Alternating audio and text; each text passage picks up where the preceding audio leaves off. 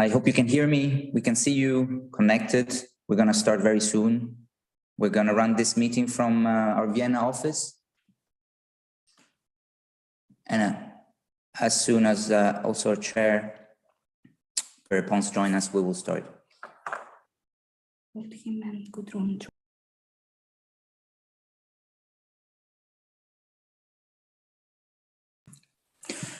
Ladies and gentlemen, if you allow me, I would then start so that we start on time. I see also Rapporteur, Mr. Kugler and Mr. Chair Pons who have joined us. So I think we're all here. Thank you to all of you for joining us. So Madam President, dear Secretary General, honorable members, I'm very pleased to welcome you online for this important web dialogue on the Parliamentary Assembly of the Organization for Security and Cooperation in Europe, titled The Clean Energy Revolution, Its Implications for the OSCE region. My name is Marco Bonabello. I work at the International Secretariat of the OSCE, and I will act as your moderator today. Our Secretary General, Roberto Montella, is following us, of course, live and stands behind this initiative. Caro Roberto, thank you very much for your trust, vision, and enabling support. Allow me just a couple of technical announcements before we move on. Please note that this meeting is being recorded and broadcasted live on the OSCE's social media platforms and website. Simultaneous interpretation into English and Russian language are provided via the Zoom platform. You can choose the language of interpretation at the bottom of your Zoom screen. I kindly ask all participants, of course, to mute their microphones when they're not speaking. Likewise, please unmute yourself only when given the floor. I will also kindly ask all speakers to try to speak clearly and slowly to help the work of our interpreters. Please note that we have already received some advance requests for the floor during the debate. Additional requests might be written in the chat, specifying your name, organization, and language of your intervention. I will then give you the floor after the guest speakers' presentations and during the debate. During the debate, I would kindly ask all speakers to limit their intervention to 3 minutes, thereby enabling a sound exchange of ideas and a timely conclusion of our meeting. Dear participants, today's program looks as follows. Let me just remind it to you very quickly. In a moment, I will invite our dear President, Ms. Margareta Sederfeld, and the Chair of our General Committee on Economic Affairs, Science, Technology, and Environment, Mr. Per Pons, to deliver some opening remarks. Moreover, the event will feature a pre-recorded welcome address by Ms. Leonore Gewessler, Austrian Federal Minister of Climate Action, Environment, Energy, Mobility, Innovation and Technology. Afterwards, our guest speakers will deliver their experts' presentations. Subsequently, I will open the debate among interested participants. After all interventions from the floor, I will invite our guests to answer any pertinent question and share their final thoughts with us. Finally, Ms. Gudrun Kugler, the rapporteur of our second committee, will deliver her concluding remarks, and we shall close our meeting by 1700 Central European Time sharp. Without further delay, I will now pass the floor to our dear President, Margareta Sederfeld, for a welcoming address. Dear Margareta, the floor is yours. Thank you very much, Mr. Marco Bonabello. Dear colleagues, esteemed guests, first, let me welcome and thank you all for attending this timely policy dialogue. And thank you for your participation. Me and my colleagues hope all participants will find the meeting interesting and useful. Today, we will focus on the clean energy revolution and its security implication for our region. I would also like to thank our experts for guests for accepting this invitation. We look forward to sharing knowledge with us. Being all virtually gathered here today sends out a clear signal. We all realize that the energy transition is something inevitable and much needed. As parliamentarians elected by our people, it is our duty to act on the challenges of our societies.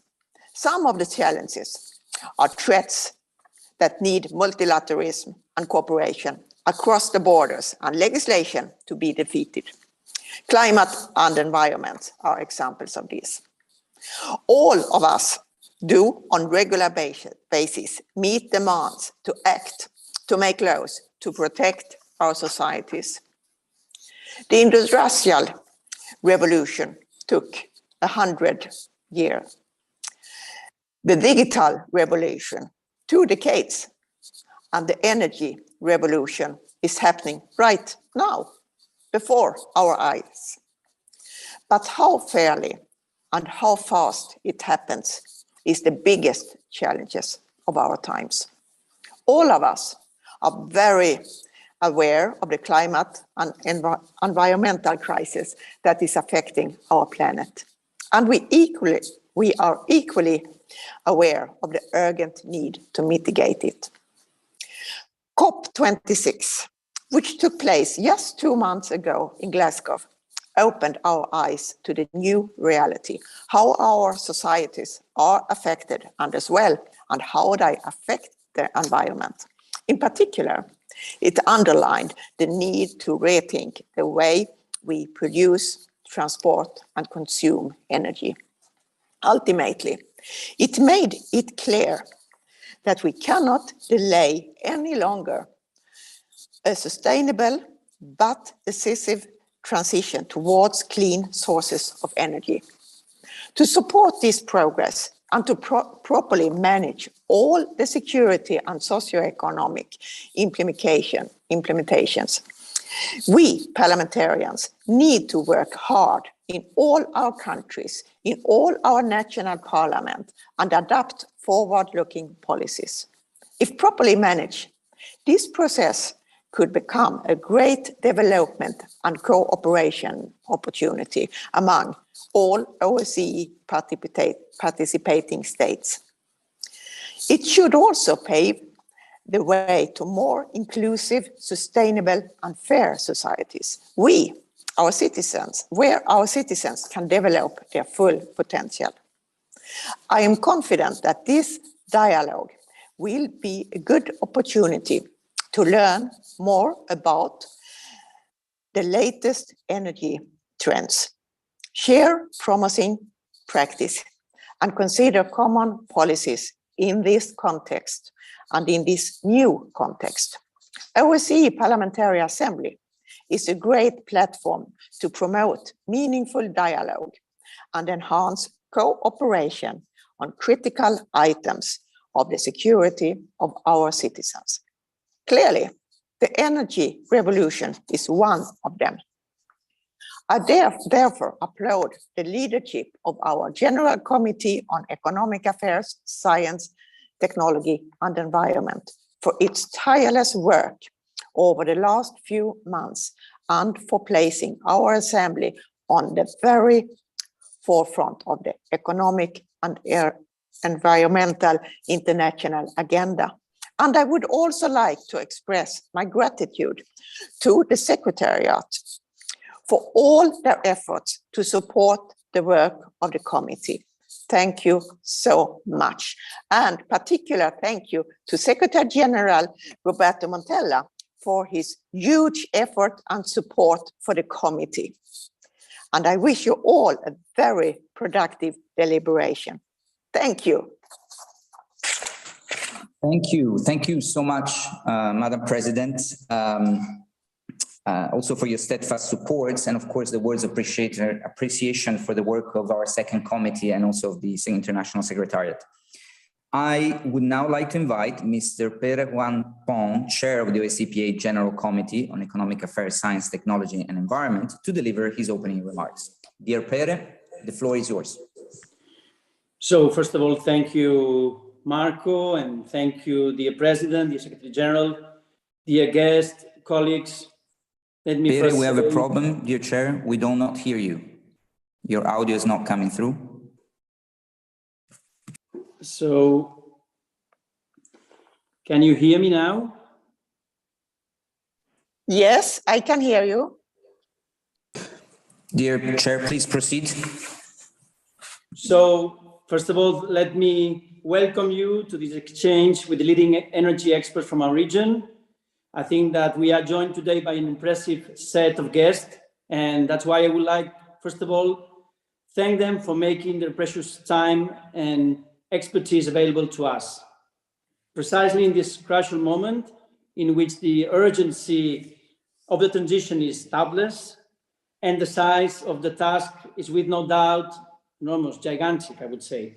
And that's why we have a unique opportunity to explore the current state of energy affairs, the latest technological developments, and possible, of course, geopolitical, socioeconomic, and environmental implications of the so-called energy transition.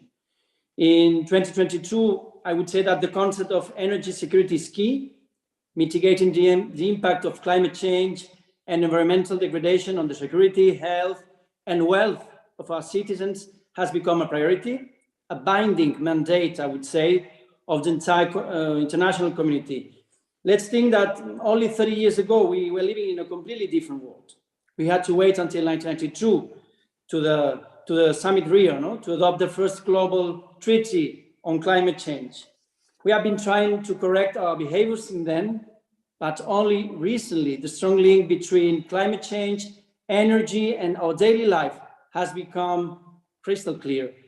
Lately, gas and coal prices have skyrocketed, as everybody knows, to the highest levels in decades, taking electricity prices with them.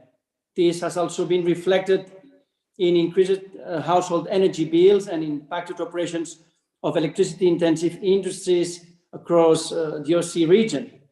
And this is the result of many macroeconomic and geopolitical factors that we can discuss during the next 2 hours. And our experts, of course, shall tell us much more than us. But to me, this also means that the energy transition needs to be faster. And for that, political will is the most powerful tool to do so. While fossil fuel electricity has become more expensive, the cost of wind and solar energy has remained stable over the last months. Hence, a system based on renewables would be less subject to this price volatility. What is more, the connection, I think this is important, the connection between energy, geopolitics, and citizens' life is now stronger than ever. And climate matters can no longer be treated just as environmental issues. We have understood that there can be no global security without climate security, of course, and no climate security without energy security. And as our president just said, the transition cannot be postponed anymore. Well, we spelled this out loud and clear in our plea for resolute climate action last November in the Glasgow summit. But it's clear that, dear colleagues, that the global economy could lose 10% of its total economy value by 2050 due to climate change. Not to mention the damages caused by extreme weather, events, pollution, social unrest, and mass migratory movements. So, since over 70% of human-caused greenhouse gases emissions stem from the energy sector, greening the latter is key to saving our planet. Moreover, affordable energy resources and the security of supply are the key prerequisites for stable economic growth and sustainable development. This is why we need an energy revolution, which, just like previous revolutions, is sustained by technological innovation and is likely to shape a new, hopefully more fair, healthy, and inclusive planet. So we need urgently to boost energy efficiency and profoundly reconsider the way we produce and consume energy. To some might seem a provocation to talk about revolution, but I feel that what we are facing has the potential to change forever the way we live. Every decision we take in this process is affecting everyday's life in future. We simply cannot afford to leave anyone behind. And it is true that the transition, in fact, is already happening. It is up to us to make it viable and ultimately a unique opportunity for socioeconomic development rather than a security and environmental threat. So, dear colleagues, we are all called to take part in this revolution. This means both upgrading our behaviors and our policies. Governments, parliamentarians, businesses, scientists, civil society, media, local communities, and citizens. No one shall be excluded from this collection endeavor. And everyone has a critical role to play. But we, as parliamentarians, we have a key role to catalyze change in our region, in our countries. So let us make the best of our Parliamentary Assembly and events such as this one to promote a greater understanding among policymakers of the complex issues at stake and promote effective clean energy policies for the benefit of all. Thank you again, Marco, for your work. Thank you very much, dear Pere. Thank you for this very inspiring words. And of course, thank you for your leadership and for placing the OSCE at the very forefront, in fact, on several critical issues on our environmental and economic agenda. Thank you, Pere. Honorable members, I have now the pleasure to share with you a special video address by Ms. Leonore Gewessler, an Austrian politician currently serving as Minister of Climate Action, Environment, Energy, Mobility, Innovation and Technology for Austria, of course, in the Austrian government. Although Minister Gewessler was not able to join us live due to other obligations, and we sent her a very last minute, I must say, invitation, we are very thankful she took the time to dedicate this short message for our event, which I find quite inspiring. I would kindly ask my colleague to play the video for you and for all of us.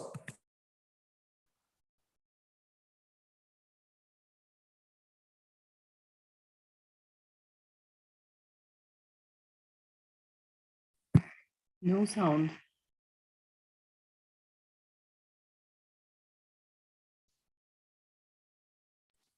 Don't hear anything. Thank you.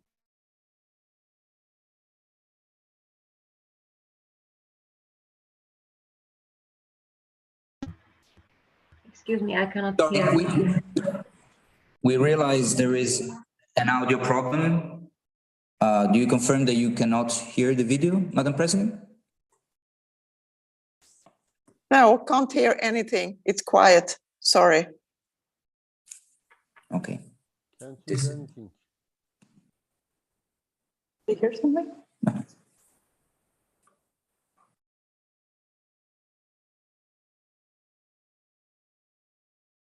I apologize for this. I hope that we will be able to try to play the video a bit later and testing it. It was working until we tried and we could hear it here, but apparently it's not going through for some reason. Anyway, I would go back then to the minister in maybe in a few moments. We'll try now. We start with going forward. I mean, with our session. Dear participants, over the last few years, the OSCE strived to catalyze great parliamentary attention on key environmental and economic security challenges affecting our vast region.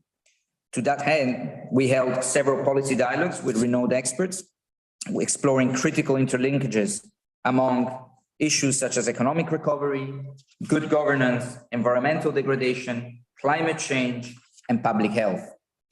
We try to do so through an interdisciplinary approach and a stronger science policy interface. This event should be seen as a natural continuation of those efforts. But the topic I say today is not new to our agenda. Our 2019 resolution on energy security in the OSCE area confirmed the strong link between security, stability, and prosperity, duly emphasizing the importance of energy-related cooperation in promoting good neighborly relations between participating states. The PA underlined the need to shift to renewable energy to combat climate change in its 2019 resolution on promoting energy security by ensuring access to sustainable energy. Ultimately, it called the OSCE to serve as a platform to promote enhanced dialogue, cooperation, and sharing of best practices on sustainable energy and energy security. In line with these important resolutions, today's debate shall provide a good opportunity for knowledge sharing and for enhancing policy convergence on carbon neutral and sustainable energy strategies, in line with citizens' expectations and security needs. We can try again. I was told that possibly we could try now to listen again to the video. Please, Madam President, let me know if you don't hear it still. And I can hear you, Mr. Bonabello. Thank you.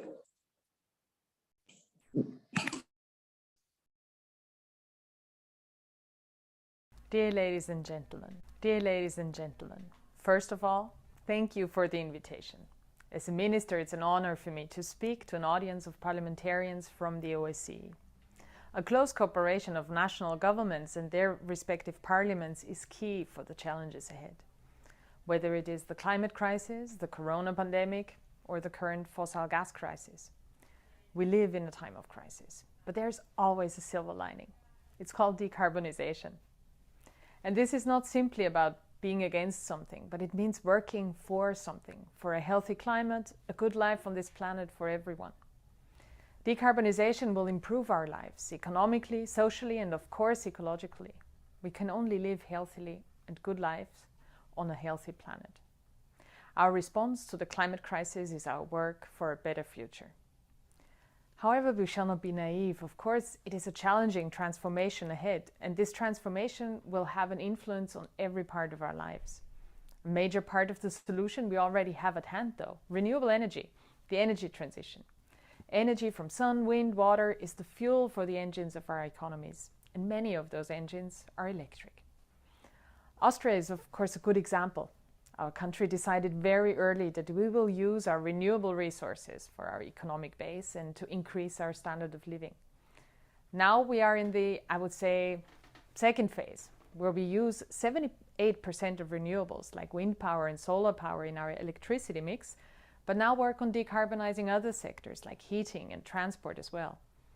But what we can see, and what makes me very positive, is that the high commitment we had in the beginning of this journey, where we took heavy advantage of our hydropower resources, was accompanied by a tremendous public awareness and popularity that energy transition is for the greater good. There is a strong narrative here in Austria on renewable energies and how they will help us shape a good future.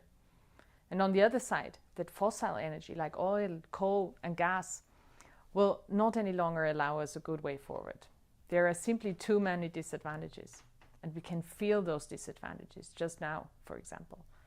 Not only in how fossil energies will lead us further into climate disaster, the effects of which we can already feel. Think of storms, floods, hail, drought that destroy livelihoods at an accelerating pace. But just now, we also feel what dependency on fossil fuels means in geopolitical terms. The role of politicians will be challenging. We need to explain this transition to citizens, make this complex process understandable, and especially in times of insecurity, show that the people we represent, the people we are responsible for, can trust us and our decisions. This is why the OSCE Parliamentary Assembly and its work are highly needed to share our views and different approaches to problem solving, how we want to take action in our responsibility vis-à-vis the citizens of our countries. I'm deeply convinced that this transformation is, despite its complexity, a profit for us.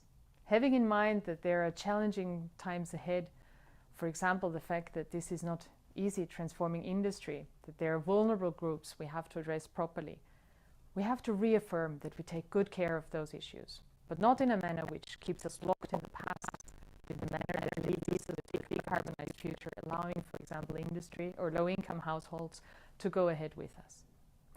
I'm convinced that this is the approach we need. And believe me, it's always more motivating to work on solutions to lift barriers we see ahead. Thus, I want to thank you all that you have joined this assembly working on exactly those solutions for a better planet, for a better life.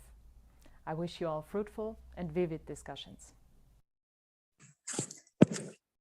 I would like to wholeheartedly thank Madam Minister for your very inspirational welcome words. Austria is indeed a good example, a leading player in the clean energy field, and we look forward to further cooperating also with your government and minister in this field. A special thanks also to our rapporteur, Gudrun Kugler, for facilitating this last-minute intervention. Thank you, Gudrun. We'll now move to the actual expert guests. Without further ado, since the topics are many and complicated, it was challenging to find the right mix. We tried to select several experts from different fields, and we have now quite an impressive, I think, panel of guest speakers to enrich our policy exchange. In the interest of having a real exchange of view, as a matter of fact, with our parliamentarians, I've asked them to kindly limit their preliminary remarks to 5 minutes. With the possibility to add more after then we hear from our members, so that we actually have an exchange of views. Thanks in advance to all our guests for sticking to this time frame. There will also be a little watch that we put in place to just help you manage your time. Our first speaker for today is Dr. Angela Wilkinson, who in fact has prepared also a short video message for us, as unfortunately she could not join us live. All other speakers will be live instead. Dr. Wilkinson, she's the Secretary General of the World Energy Council, is one of the leading global energy experts, an experienced energy executive, a distinguished Oxford scholar and a published author. With a PhD in physics, she has 30 years of experience in leading national, international, and global multi-stakeholder transformation initiatives on a wide range of economic, energy, and climate-related challenges. The World Energy Council is, in fact, a global energy transition platform, bringing together energy leaders, industries, governments, innovators, and experts across the world to promote a more secure, affordable, and inclusive energy transition. I would kindly ask my colleague again to play SG's Wilkinson short video address.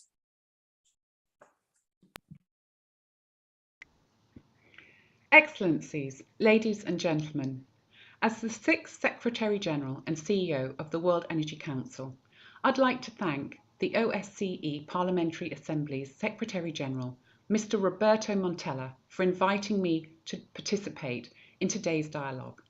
I'd also like to congratulate President Sederfeld and Mr. Sampietro for their leadership in promoting greater policy convergence on a broader security agenda and including energy challenges. My key message today, indeed at every event, is that humanising energy is the best way to avoid the urgency of global energy transition, creating a new threat to global peace. Energy is front-page news across the world. A lot has changed in recent months. Yet what we've learned as the world energy community over 100 years is more relevant than ever. Energy is a system. Behind every button, switch, and fuel pump is a myriad of connections and interactions. Energy transition is a process, not a destination, and it can't be achieved all at once. Energy system diversity, in its broadest sense, is increasing. And whilst the future of energy cannot be predicted or controlled, it can be imagined and co-created. And energy technology transition always involves societal disruption. As the relationship between society and energy changes, so do our relationships with each other. This year's edition of the World Energy Issues Monitor, which surveyed energy leaders immediately following COP26, shows a global increase in uncertainty, reflecting concerns about climate change management, volatile commodity prices, and the security and resilience of global supply chains. Energy geopolitics now extend beyond oil and gas to hydrogen and the non-energy resources necessary for ensuring clean and just energy transitions and scaling the role of renewables. Clean, affordable, reliable and equitable solutions in energy are possible, but there's no free or one-size-fits-all quick fix. It's not as simple as swapping old technology for new or throwing money at a problem. And the next big thing in energy is not a global technology moonshot, but a series of smaller place-based steps. Think global, act local. In closing the gap between global ambitions and local action, our organisation engages the power of community-based collaborations across the world. Our emphasis is not on a single energy revolution, but on many. Enabling diverse voices at all levels of society, clarifying choices, and developing new ways of collaborating are key to mobilising a new world energy movement. As responsible leaders, we cultivate transformational strategies that work across borders and sectors and involve all levels of society. Our World Energy Trilemma Index provides an integrated and objective framework for managing national performance on energy security, affordability and equity, as well as environmental sustainability. Only by addressing each of these can humanity hope to secure more energy for billions of people across the world. The contours of a new and different energy future are becoming clear. Energy flows of heat, power, fuels and storage are the lifeblood of modern societies and headed upwards, as more people need more energy for sustainable development and to manage climate change. Humanising energy is the best way of moving forward together, as the focus shifts from 2050 to 2030 and includes Scope 3 emissions. And lest we forget, energy connects the dots in recovery from crisis, repairing our planet, renewing our societies, and maintaining global peace. That's why we are mobilising a step change in energy literacy. It's why your conversations today are so important, and why the theme of the St. Petersburg World Energy Congress in October is Energy for Humanity. This Congress, marking the start of our 100th year, will showcase progress in collaboration on energy developments and transitions from all regions and all levels of society. We will continue to listen, learn, and deepen the leadership dialogue on mobilising the role of people and diverse communities in securing more energy for billions of better lives and a healthy planet. So let me conclude with an invitation to you to join us in St. Petersburg so that we can continue to work together in humanising energy and to achieve sustainable and peaceful global energy transition. Thank you. Well, I would like to thank, of course, Angela for her readiness to contribute to our policy discussion despite not being able to attend live. I would also like to thank her in particular for stressing, I think, two key concepts, which are also very dear, I think, to our work in general. One is the concept of humanizing energy, and the second is to think global but act local. I think there's a lot of truth in these two slogans, and I hope we will be able to touch upon them soon. I'm now honored to introduce our next guest, Mr. Keisuke Sadamori, as the Director for Energy Markets and Security at the International Energy Agency. He plays a critical role in shaping a secure and sustainable energy future for all, including by monitoring global energy markets and responding to supply disruptions. Prior to this post, Mr. Sadamori held many senior positions at the Japanese Ministry of Economy, Trade and Industry. The IEA, the International Energy Agency, is at the heart of the global energy dialogue. Taking an all fuels and all technology approach, the IEA recommends policies that enhance the reliability, affordability, and sustainability of energy. Dear Mr. Sadamori, thanks again for accepting our invitation. I'm eager to hear your views about the current states of energy affairs, including the latest energy trends and spikes in energy prices, but also the potential future energy scenarios, including their socioeconomic and security implications. Mr. Sir, the floor is yours. Very many thanks to the OSCE for including the IEA to this webinar with parliamentarians across Europe, Central Asia, and North America.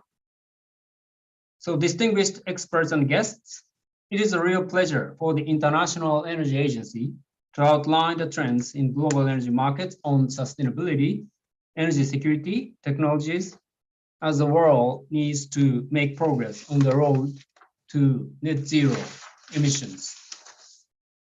Over the past 2 years, the global energy markets have been on a roller coaster of high market and price volatility.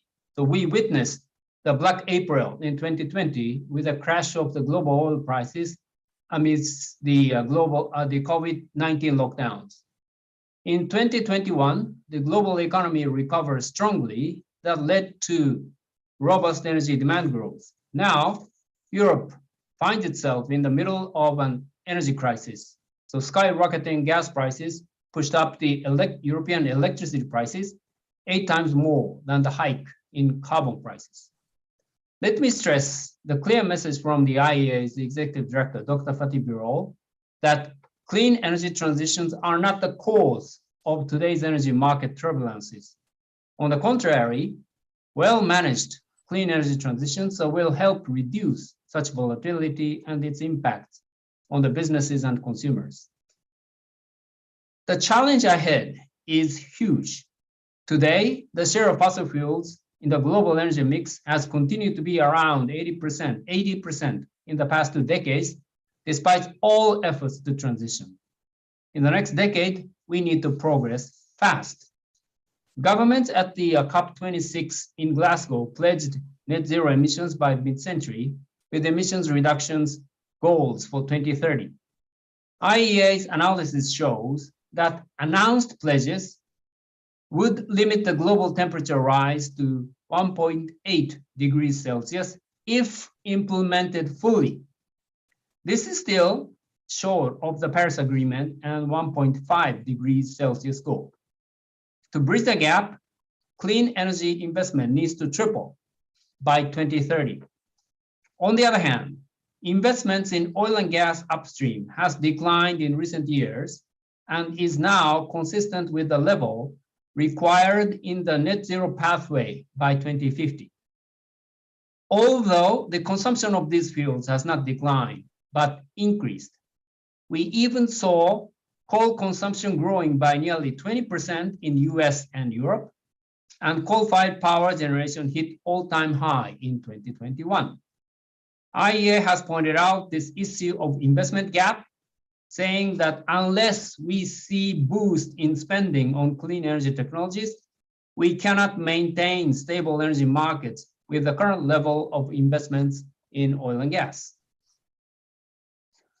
Now, IEA was created on to work on oil security back in 1974, and now covers broader energy security issues, including the gas security, electricity reliability, climate resilience of energy infrastructure against extreme weather, and increasingly on the supply of the critical minerals. Europe finds itself at the heart of an international energy storm. The global natural gas market is impacted by rapid global economic rebound, some weather factors, outages and maintenance of key gas infrastructures, and production in major supply countries. But first and foremost, the lack of sufficient supply from Russia to Europe. This comes at the low hydro, nuclear, and wind outputs this winter.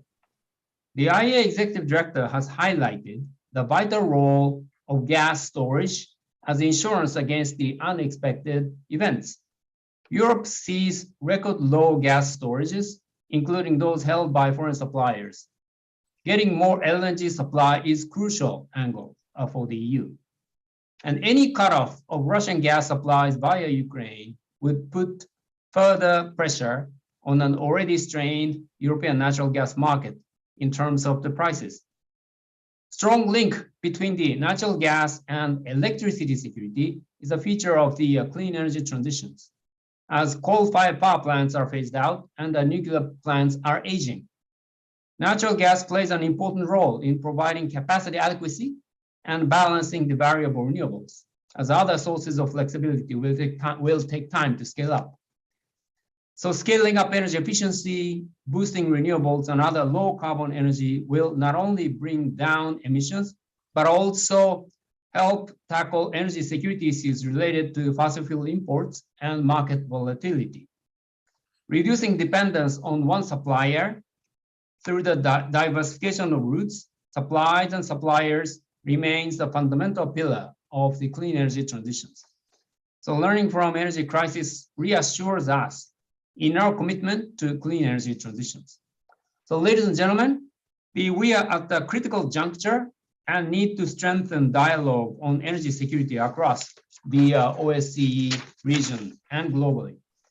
International and regional collaboration, such as the EU organization, has to maintain an open and fact-based dialogue to depoliticize oil and gas markets, foster active energy and climate diplomacy, and address new threats, notably at the time of conflict.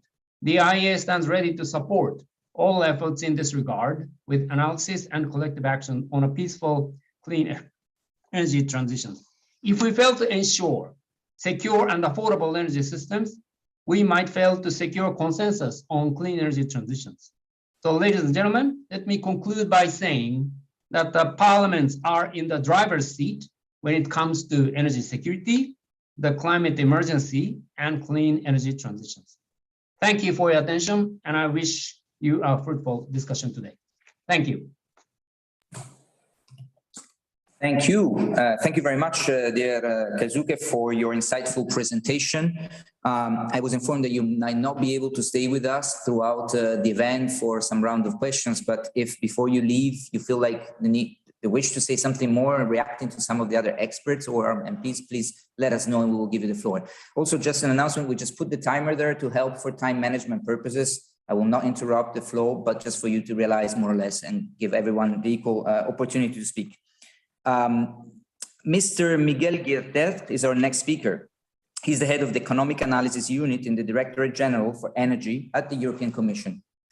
With a career of 15 years at the European Commission, Miguel has contributed to shaping the economic strategies of the European Union and is now facing and focusing on the next challenge for Europe, energy. The Director General for Energy is in fact responsible of EU's energy policy. As such, it plays a key role in promoting energy efficiency and renewable energy legislation, implementing the EU Green Deal in the energy sector, and reviewing the European Taxonomy Directive. Dear Gildet, thanks again for accepting our invitation. I'm looking forward to learning what policies OSCE states can implement to promote a decarbonized, resilient, and secure energy sector, as well as strategies to place consumers at the heart of the energy transition. The floor is yours, sir. Thank you very much. I hope you're listening to me fine and that you can hear me well. So first of all, I would like to thank you very much for this, for this exchange. For us, it is very important to, continue to engage with you, with different stakeholders. The situation is, as previous speakers have mentioned, quite serious and quite changing. We're in a new context with high energy prices, also in the middle of our green transition. And it is very important that, we get the diagnosis right and that we get, our policies right. So, as you know, the green transition is at the core of the European Commission's priorities. We have undertaken the challenge to become climate neutral by 2050, and we intend to keep it. The European Green Deal, we believe it's the promise for the sustainable economic growth. In the context of the climate objectives agreed at the EU level, last year, the European Commission presented a new significant regulatory package, which is known as the Fit for 55. Why Fit for 55? Because the overarching goal is to reduce the net greenhouse gas emissions by at least 55% by 2030. To achieve this goal, which is a cross-cutting approach, was needed. And we had several interconnected proposals. That was very challenging from the point of view of the delivery of the package, because, we need to look at the energy sector, we need to look at the transport, we need to look at other sources of emissions and prepare packages that are technologically feasible, that are economically workable, and that are just for the society. We know where we want to go, this point B. We are today in point A, but the paths are not the same. So we have to design a path across sectors, across regions, which is fair. Now, the logic behind it in three axes: use only the energy we need and make energy savings where possible. I think the no-regret policy is clearly energy efficiency. And in the context of the current very high gas prices, should we have implemented policies before of energy efficiency, we would be in a much better position. Secondly, increased use of renewable energy sources, like electrification where this is possible. And the third element, innovating where we cannot electrify. At the same time, this regulatory framework, is complemented by the carbon price. We need to put a price on the carbon print and a cap of emissions from certain economic sectors, which is lowered every year. I would like to focus on two proposals in my intervention. One is the Renewable Energy Directive, the other the Energy Efficiency Directive. The 2018 Renewable Energy Directive had already established a common framework for the promotion of energy from renewable sources in the EU, including rules on financial support to enhance renewable energy use. In the public consultation, citizens and industry made clear their strong preference for ambitious overall target for renewables. They consider it a very important step to accelerate its use in transport, industry, and buildings, and apply the energy efficiency first principle across the whole energy system.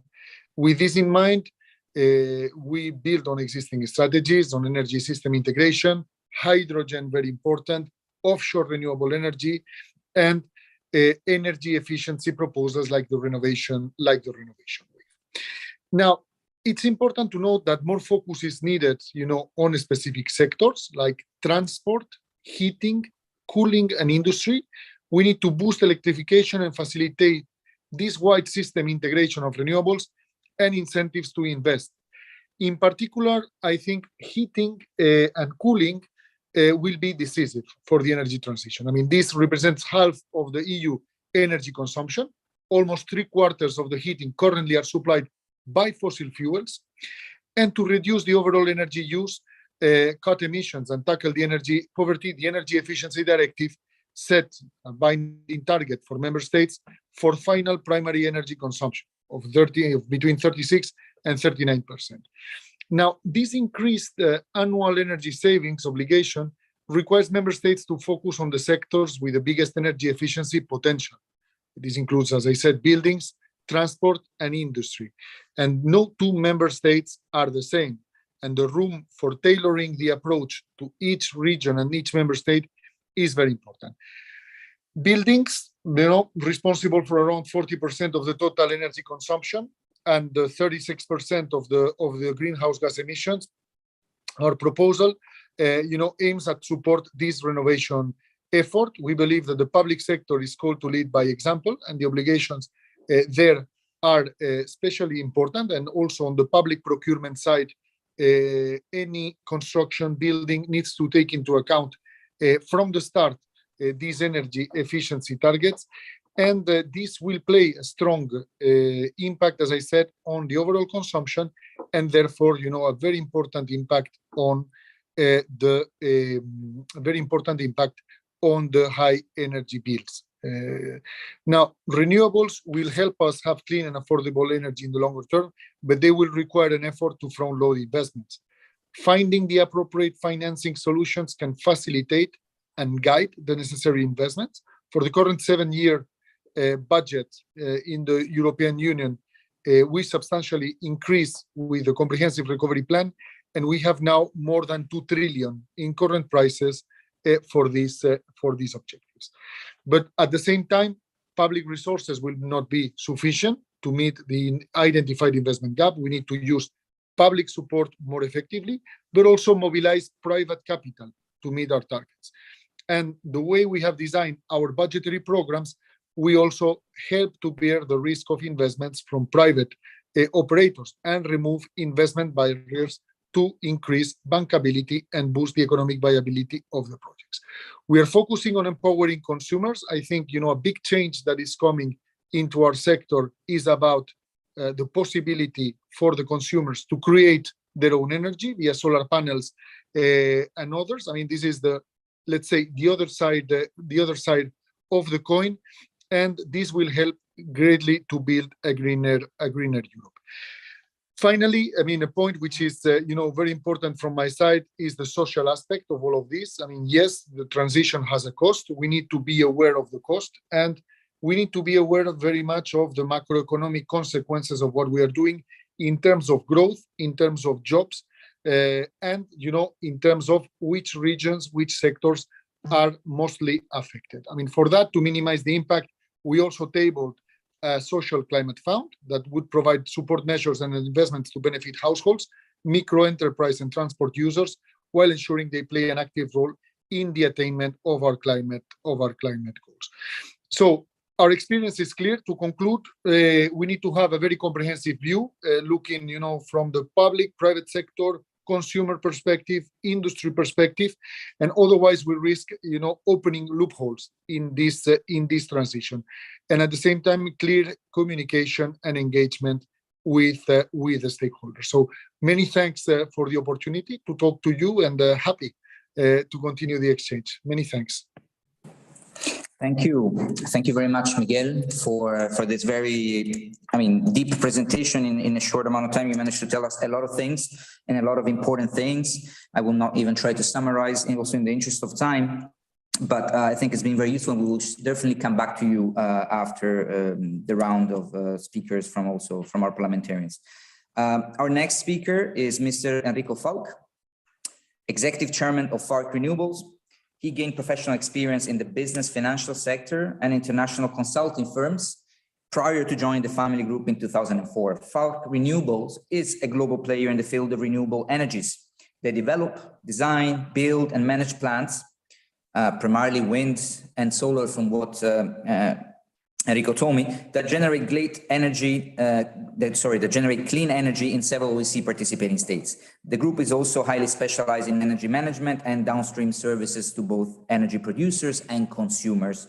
Caro Enrico, it's a pleasure to have you with us today, and we're looking forward to hearing your views on, again, the latest trends, including technological, in the renewable energy market, as well as your insights about key challenges and opportunities that the clean energy transition has from a private sector perspective, which is quite unique, of course, your perspective, so we're eager to hear it. Enrico, the floor is yours. Thank you. Can you hear me? Thank you for this opportunity to share our thoughts and experiences. For us, it's really important, and I will do an insight on the European energy market to have an example of a huge market. 5 dimensions for a private operator are very important. The first one is to have stability. A stable and long-run view on how the market will invest is vital for investment to be attracted.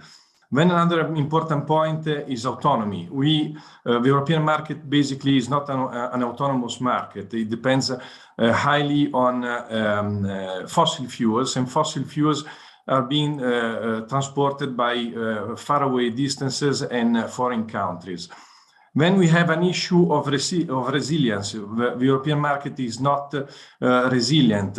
As soon as the fossil fuels prices changes, then in a very short time period, we can see that changes also in the final product, so basically on electricity and other byproducts. Then we have the issue of cost, because the European market is not cost efficient. Relying heavily on fossil fuels that are more expensive than renewables, of about 10 to 15%, according to latest Lazar figures. But moreover, it's much more expensive due also to nuclear. Nuclear power plants are much more expensive than renewables. Even the 4th generation that we think it will save a lot of problems from the nuclear power plants still has to come. Then we have another problem of cost is the fact that the system has a price marginal system set up. So it sets up the price at the highest price of thermal power plants. Then another issue is environment. Obviously, relying on fossil fuels increases emissions in a very strong manner. So basically, what should we do? We should head to a larger part of energy consumption from renewable sources, and to have fossil fuels not as a dependency, but as a sustainable part of a market. Lute University in Germany has modelized 100% renewable energy target to 2040 and 2050. And the cost will be about 8 trillion in 20 years, comparing to a 6 trillion cost staying at the rate that we are today. But if you do a calculation of the excess cost of these last 2 years of high gas prices, we can see that we are having an excess cost of 1.5 trillion per year. So this means 1.5 trillion in 2 years, sorry. So this means that 20% of this cost could have turned into an investment if we would have started before the energy transition. We need to switch from costs to investments to attract the private sector. Then there's a technology issue. We will need to have half of electricity output to be stored in 2040 and 2050. So this will be a very high growth sector of the energy market, and needs to be supported. Another important issue is on materials. We are not autonomous, not just from an energy point of view, but also on a material point of view. We don't have, of many rare materials, we don't have mines in the European area.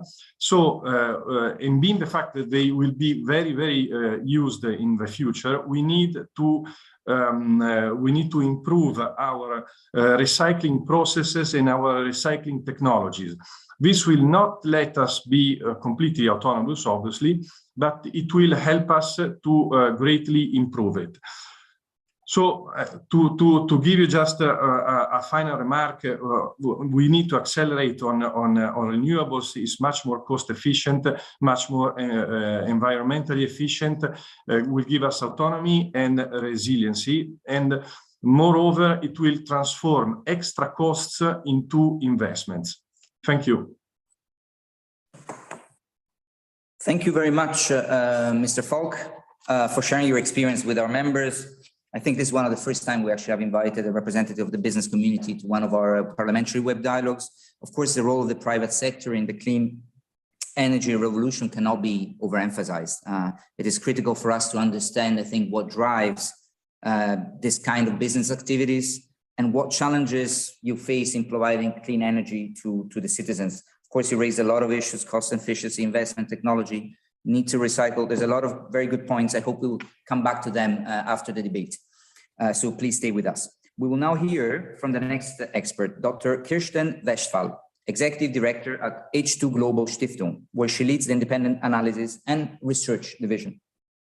As a platform for knowledge, for know-how sharing and exchange, and discussions for the public, with the public and for the public, H2 Global is very active in the protection of the environment and the climate.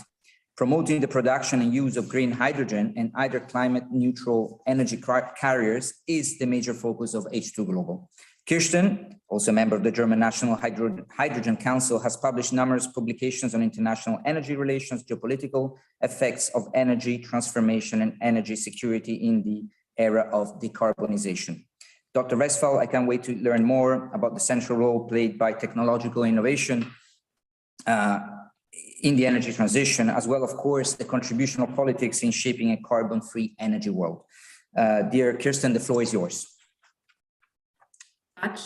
Thank you so very much for the invitation and the kind introduction.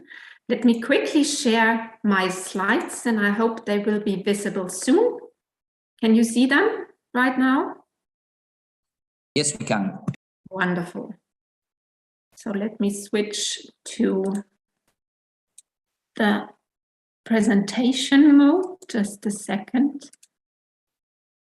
I'm sorry about the delay. So here we are.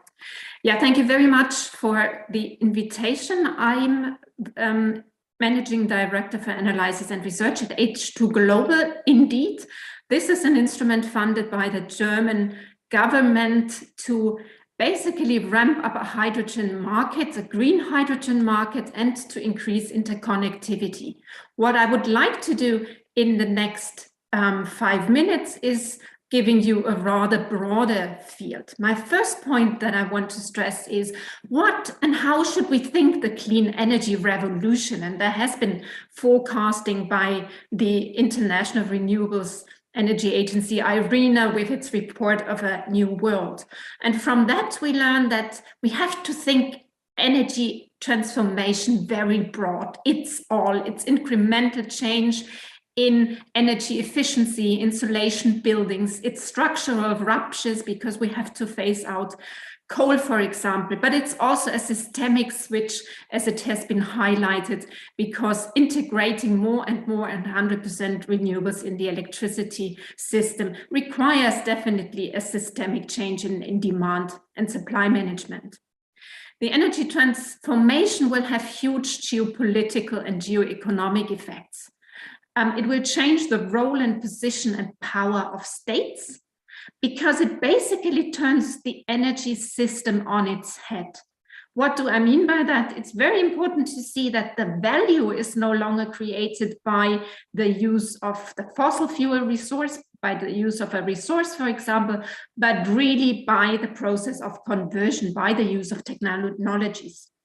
energy remains a production factor, and it's key to innovation and technology, but also to competitiveness and sustainable welfare. So it's really going to the heart of our societies, and it has a huge impact on inclusiveness of societies.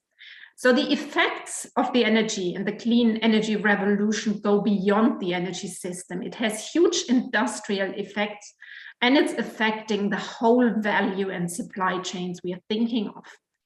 So if you conceptualize the green energy transformation, there's really a need for new growth and socio-economic models for states and societies. An example is, of course, that fossil fuel exporters will, in the long run, see their resource base devalued and the power tool weakened, but also social contracts, access to cheap energy will be shaken up. Another point I want to make is that it's very important to have an eye on the transitional path itself. So we might see a nicer, friendlier, more sustainable energy world in the end stage, so to say, but it's not a flip switch with a linear, easy and soft trajectory, but the transition will be bumpy with huge uncertainty and high volatility in prices. And there are foreseeable disputes and frictions over the gradual phase out of fossil fuel trade, but also, of course, the gradual phase in of new energy resources. We will see a recalibration of supply chains and value creation chains, and we have to imagine really a deepening, so a shift of value creation from one country to another. We will see, as it has been mentioned already, new dependencies on critical materials and supply chains. And there is really a need for re-evaluation of the own role of a specific country and the selection of partners, because we will see new energy communities emerging. Just think about clean and green electrons. They require grids, they require interconnectivity, synchronized grids, but also molecules. So this involves at all levels new grid and energy communities, be it on the level of cities, regional communities, countries, but also wider regions. The third point I want to make is, and to highlight, it is all about political decisions. We are doing that for addressing the climate targets, for addressing the sustainability targets. So political choices and decisions will make the difference. We have to speed up and think about the depth of a clean energy revolution. And this depends on the support schemes and the business models we can quickly create for companies. So politics will really influence the shape of energy relations. And it's extremely important to have in mind the uncertainty and the heterogeneity and fragmentation we will see, because multiple transitions take place across the globe. And I would say the region of the OSCE that we are focusing today right now is really the case in point. And of course, the COVID pandemic reinforces the different pathways with regard to differing stimulus packages. I think also we will see a reinforcement of a focus of energy in regions, and this underlines the point that we will see a redrawing of the energy landscape and a recalibration of energy trades and partnerships. So again, I really highlight this point of energy partnerships and grid communities will be structured by political choice. So let me end that I would argue to think through a new conference on security and cooperation in Europe that focuses on the broad range of sustainability, because we've seen in previous interventions, and hopefully also in mind, that we have to look deeper into political dialogue, into diplomacy and collaboration, in order also to gain transparency about the different decarbonization plans. We need stable relations with and among fossil fuels producers, transit countries, and demanders in order to jointly decarbonize existing supply and value chains. because international energy is both an instrument but also an arena for power politics. And we are really looking into a situation where we also have to avoid an energy bloc confrontation in the future. So this is why I thought coming up with a climate or sustainability conference for security and cooperation in Europe, because we require new governance schemes that can manage and shape interconnectivity in the physical, technical, and regulatory realm. And I mentioned already the issue of diplomacy, transparency, but also the need for common trust and confidence on joint projects and common pathways. Thank you very much. Thank you. Thank you very much, Dr. Westphal, for contributing to this energy dialogue. I think you clearly showed some of the key challenges that we're facing nowadays, but also underlined, the key contributions of science to inform policymaking, but also, on the other hand, of course, the key role of politics in shaping the future that, in the transition and the future way ahead of us. I also take note of your proposal of a refocused sort of OSCE on topics which are very dear to the core of the discussion today. We will come back to you later. So thanks for staying with us. Dr. Katya Yefimova, Senior Research Fellow at the Oxford Institute for Energy Study, is our final guest for today. She has been an expert at the United Nations Economic Commission for Europe group of experts on gas since 2015 and has contributed to the EU-Russia Gas Advisory Group from 2012 to 2016. Katya can be seen as an all-round gas expert, including on pipelines, liquid natural gas, as well as decarbonation and transit security, as reflected in her many publications. Dear Katya, I'm curious to hear your views on the role of gas, of course, and related infrastructures in the energy transition, as well as how these are likely to impact the geopolitics of energy. Dear Katya, you have the floor. Hello, thank you very much for inviting me to speak. I'll just try to share my slides. Hopefully it works.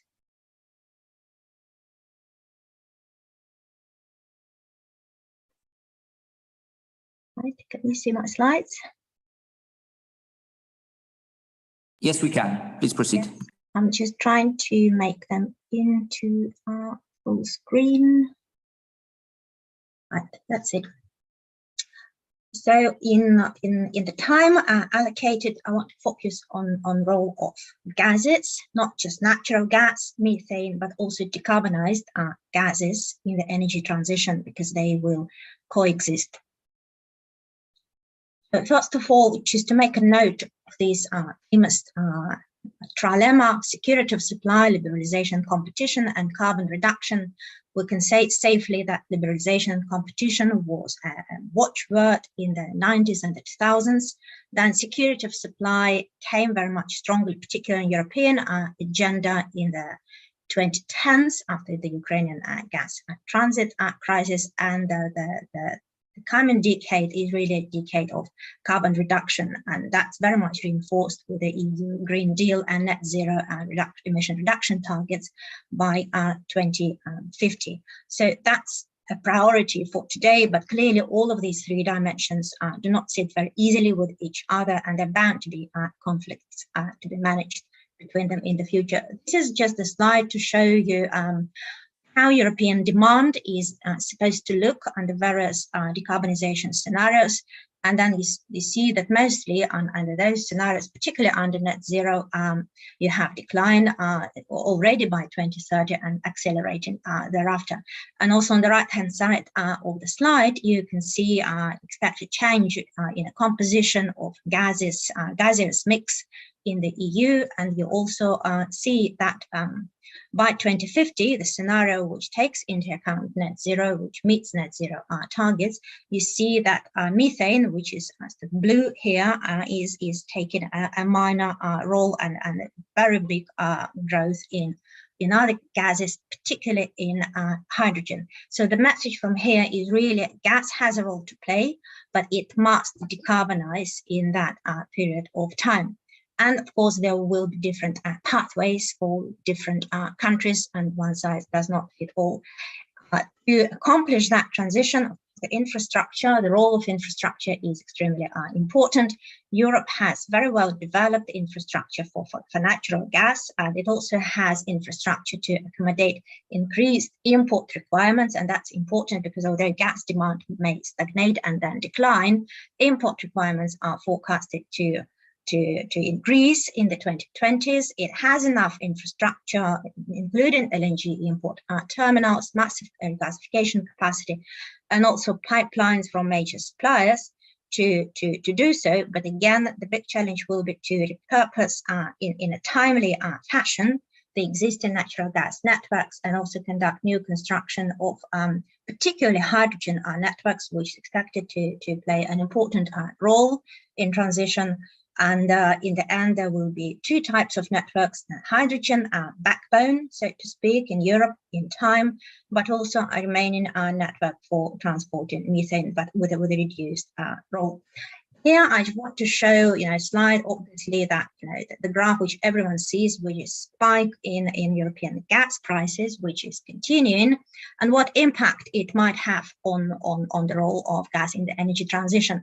Of course, the crisis demonstrated that natural gas, is as yet indispensable for European energy security, but it's also likely to continue Europeans' push to reduce dependence on imported natural gas, because about 80+% of European gas needs imports.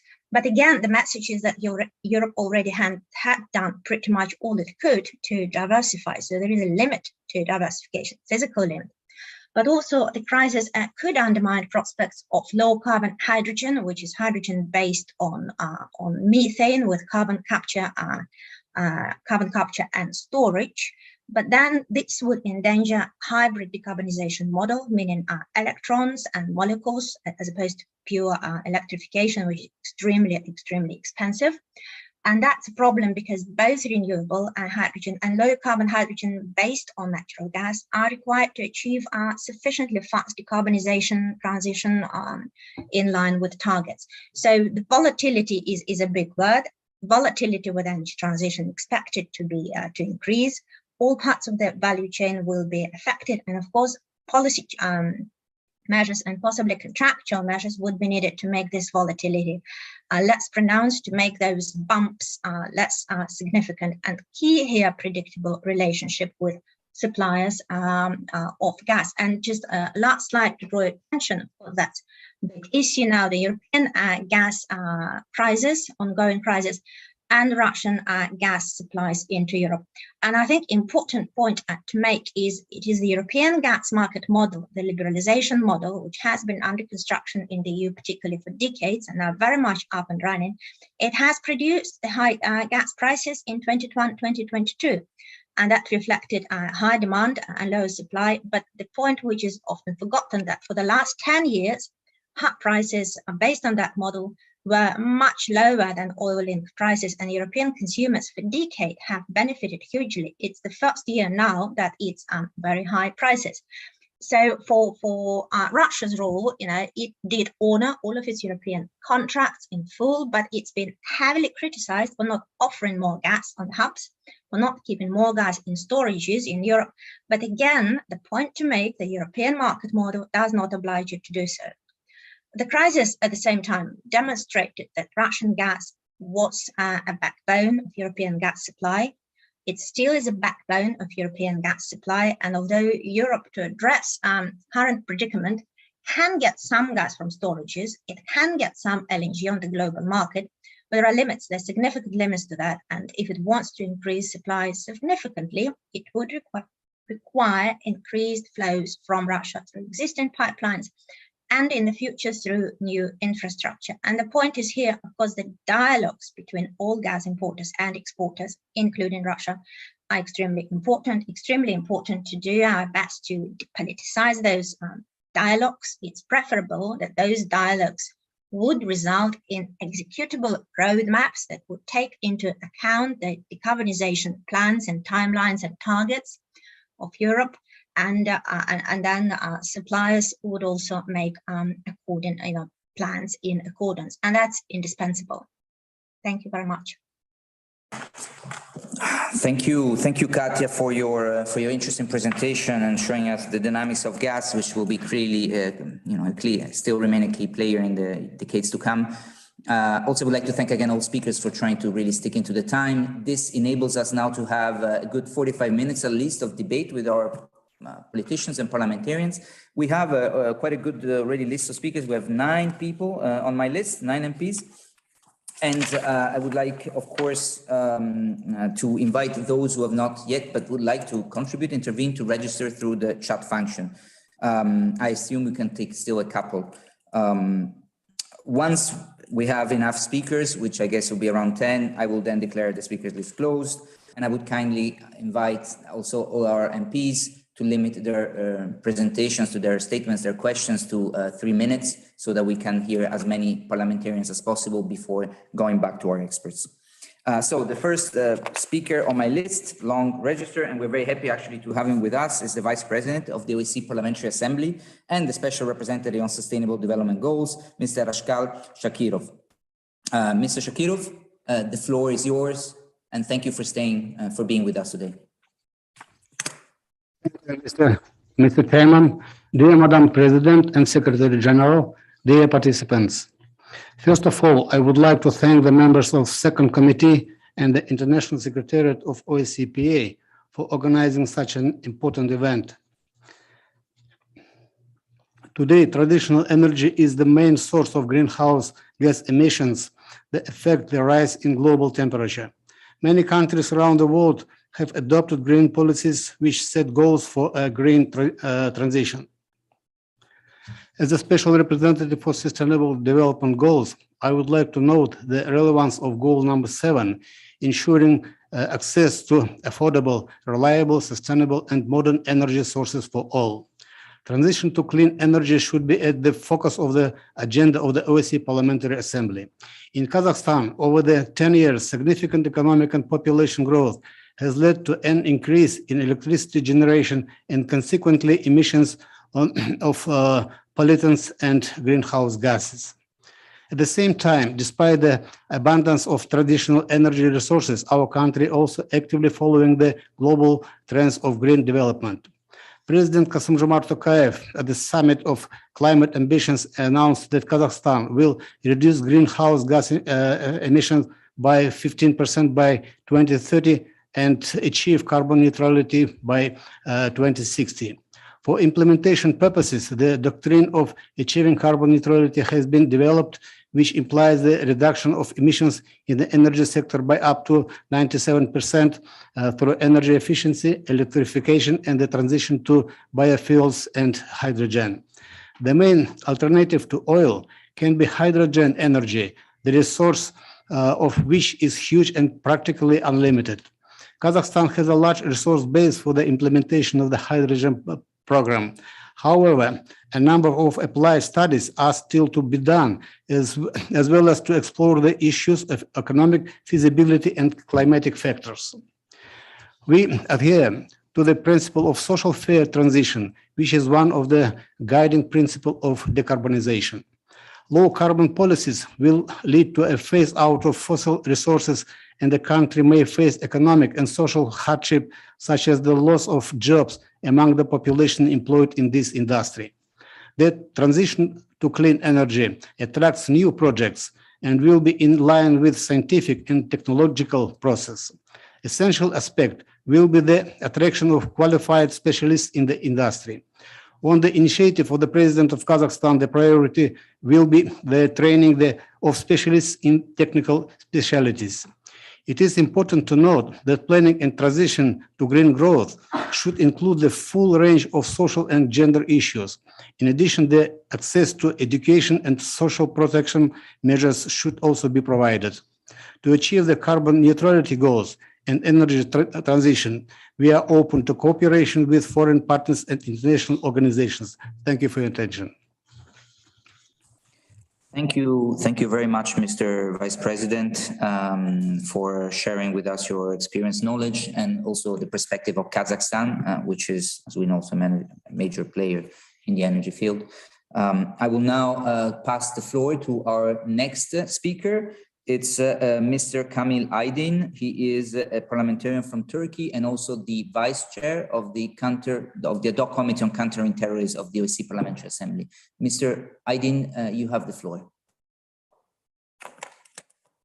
Thank you, Marco. Thank you very much. Dear President and esteemed colleagues, I would like to thank you all experts for their valuable and informative presentations. I also would like to thank Marco for this successful moderation. From a personal point of view, I attach some importance to this meeting. That is because this will be the first OSCE PA meeting I attend as the vice chair of the ad hoc committee on counterterrorism. I would like to express my gratitude to President Ms. Satterfeld for appointing me to this outstanding duty. I will fulfill this duty with my academic and political expertise, and of course with the support of both International Secretariat and the Turkish one.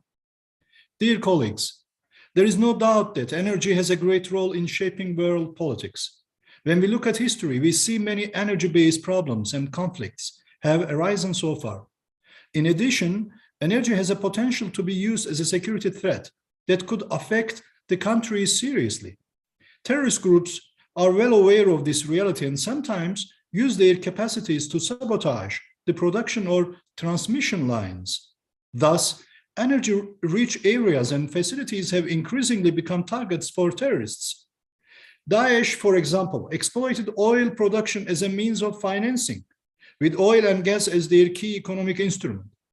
In 2014, the extremist group took control of more than 60% of oil production in Syria and 10% in Iraq, generating around $2 to $4 million daily. On the other hand, PKK has numerously attacked pipelines that carries oil from northern Iraq to Mediterranean. Potential attacks on pipelines, transmission lines, power plants, or other energy facilities directly affects energy markets, of course. In the past, we have countered terrorist acts to disrupt flow of oil and gas. In recent years, these attacks have become more sophisticated because of technological developments such as drones. Transboundary energy projects such as Baku-Tbilisi-Ceyhan oil pipeline and the Southern Gas Corridor require closer cooperation to that end. A transition from energy powered by fossil fuels to renewable energy might help to reduce these forms of terrorism. Renewable energy can be produced in a variety of ways and locations, reducing the impact of conventional terrorist attacks, particularly on global energy prices. Different forms of renewable energy could also help to secure each country's national economy, rather than relying on individual and more vulnerable resources. Thus, the development of green energy is not only important for environmental and economic reasons, but it could also lessen the impact of terrorism on both economies and energy supplies globally.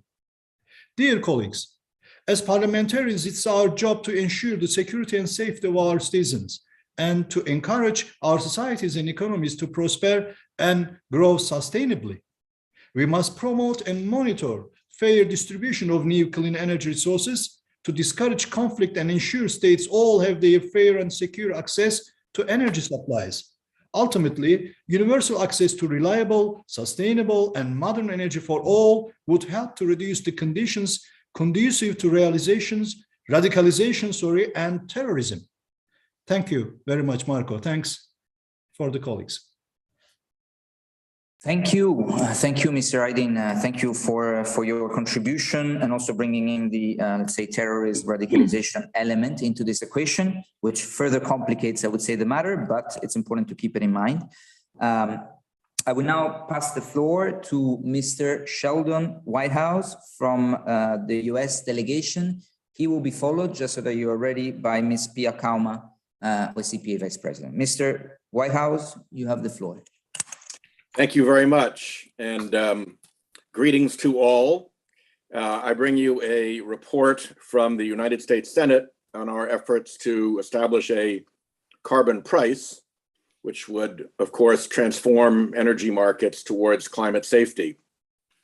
The bad news is that the fossil fuel industry in the United States continues to maintain an archipelago of front groups through which they oppose our efforts, and that opposition, funded by the vast resources of the industry, has not been reduced.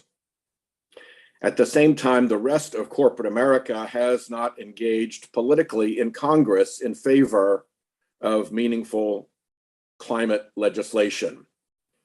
0 of the major American trade associations are engaged for us in this battle. Not the banks, despite their warnings about the carbon bubble, not the insurance companies, despite their claims from climate disasters.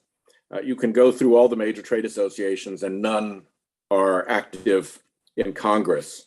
So the good work, the very good work that many corporations have done in America on sustainability within their corporate precincts has simply not translated into political effort. And the reason I raise this for everyone is that as we continue to push towards having a meaningful carbon price, I think it's going to be very important for those of you in the EU to make sure that the rollout of the CBAM happens as expeditiously as possible, and that you do not hold back on tariffing the United States if we have not gotten there yet. That could be the impulsion that it takes to get some of these corporate trade associations to start taking climate change seriously as a lobbying matter. And if they do that, then it changes the perspective of our Republican friends, and we can begin to move, I think, towards a safer future. So that's the report from the US Senate on carbon pricing and the unfortunate posture of both fossil fuel companies in America and non-fossil fuel companies. The fossil fuel companies remain actively up to bad acts in politics, and the non-fossil fuel companies remain idle. Thank you all very much, and I hope we can bring the world success on this soon. Thank you. Thank you very much, Senator Whitehouse, for your testimony to us, for your sharing your views and experience from the US perspective. Of course, carbon pricing is an important tool in this context. So we look forward to further engaging with your delegation also on these issues. The next speaker on my list is Ms. Pia Kauma, Vice President of the OSCE and also Special Representative on Central Asia, beside also a member of our ad hoc committee on counter-terrorism. She will be followed by Ms. Deidre Brock from the UK delegation. Pia Kauma, the floor is yours. Honorable Chair, dear colleagues, like many of you have already commented, the Industrial Revolution took 100 years, the digital revolution took 20. As the effects of climate change are becoming more and more evident, time is running up for the energy revolution. The OSCE has promoted clean energy transition for decades, but energy demand and pollution still keep increasing. Now is the time to turn our commitments into action. If we want to reach the Sustainable Development Goal 7 on clean and green energy by 2030, we have no more time to waste. Oil and gas-rich countries such as Russia or Kazakhstan have built their entire societies and economies to depend on income from fossil energy sources. Yet the cost on nature and people's health has been severe. In some Central Asian cities, children are kept inside because the air is too dangerous to breathe. At the same time, the potential to shift to clean and green energy is huge in the region. So instead of using energy as a political tool for pressure and national advantages, these countries should focus on finding new technical solutions for a greener economy. And that's what they are doing also. Deeper energy cooperation in the region would benefit these countries' economies, their people, and their societies as a whole. Sure, it requires unpopular and difficult political decisions, risk-taking, and heavy investments to start with. But in order to make clean energy affordable for all, states might have to subsidize renewable energy in the beginning. But in the long run, it leads to improved health, a cleaner environment, new job opportunities, and prosperity. Single-source reliance on energy also comes with great risks to national security. In a digitalized world, our dependence on energy has reached new levels. Nowadays, all basic functions for a normal life require electricity. This makes energy production facilities easy targets for terrorists. Energy disruption caused by a well-targeted terrorist act could bring chaos and disaster into any society, also in Europe. New technologies make it easier to carry out such attacks, unfortunately. For example, there have been several drone attacks on oil facilities in Saudi Arabia. Also, my home country, Finland, had to take the risk of terrorism into consideration when building its latest nuclear power plant. At the same time, climate change in itself can become a driver for terrorist acts and radicalization, as the loss of livelihood causes people to despair. Desperate people with few prospects for the future are vulnerable to terrorist recruitment.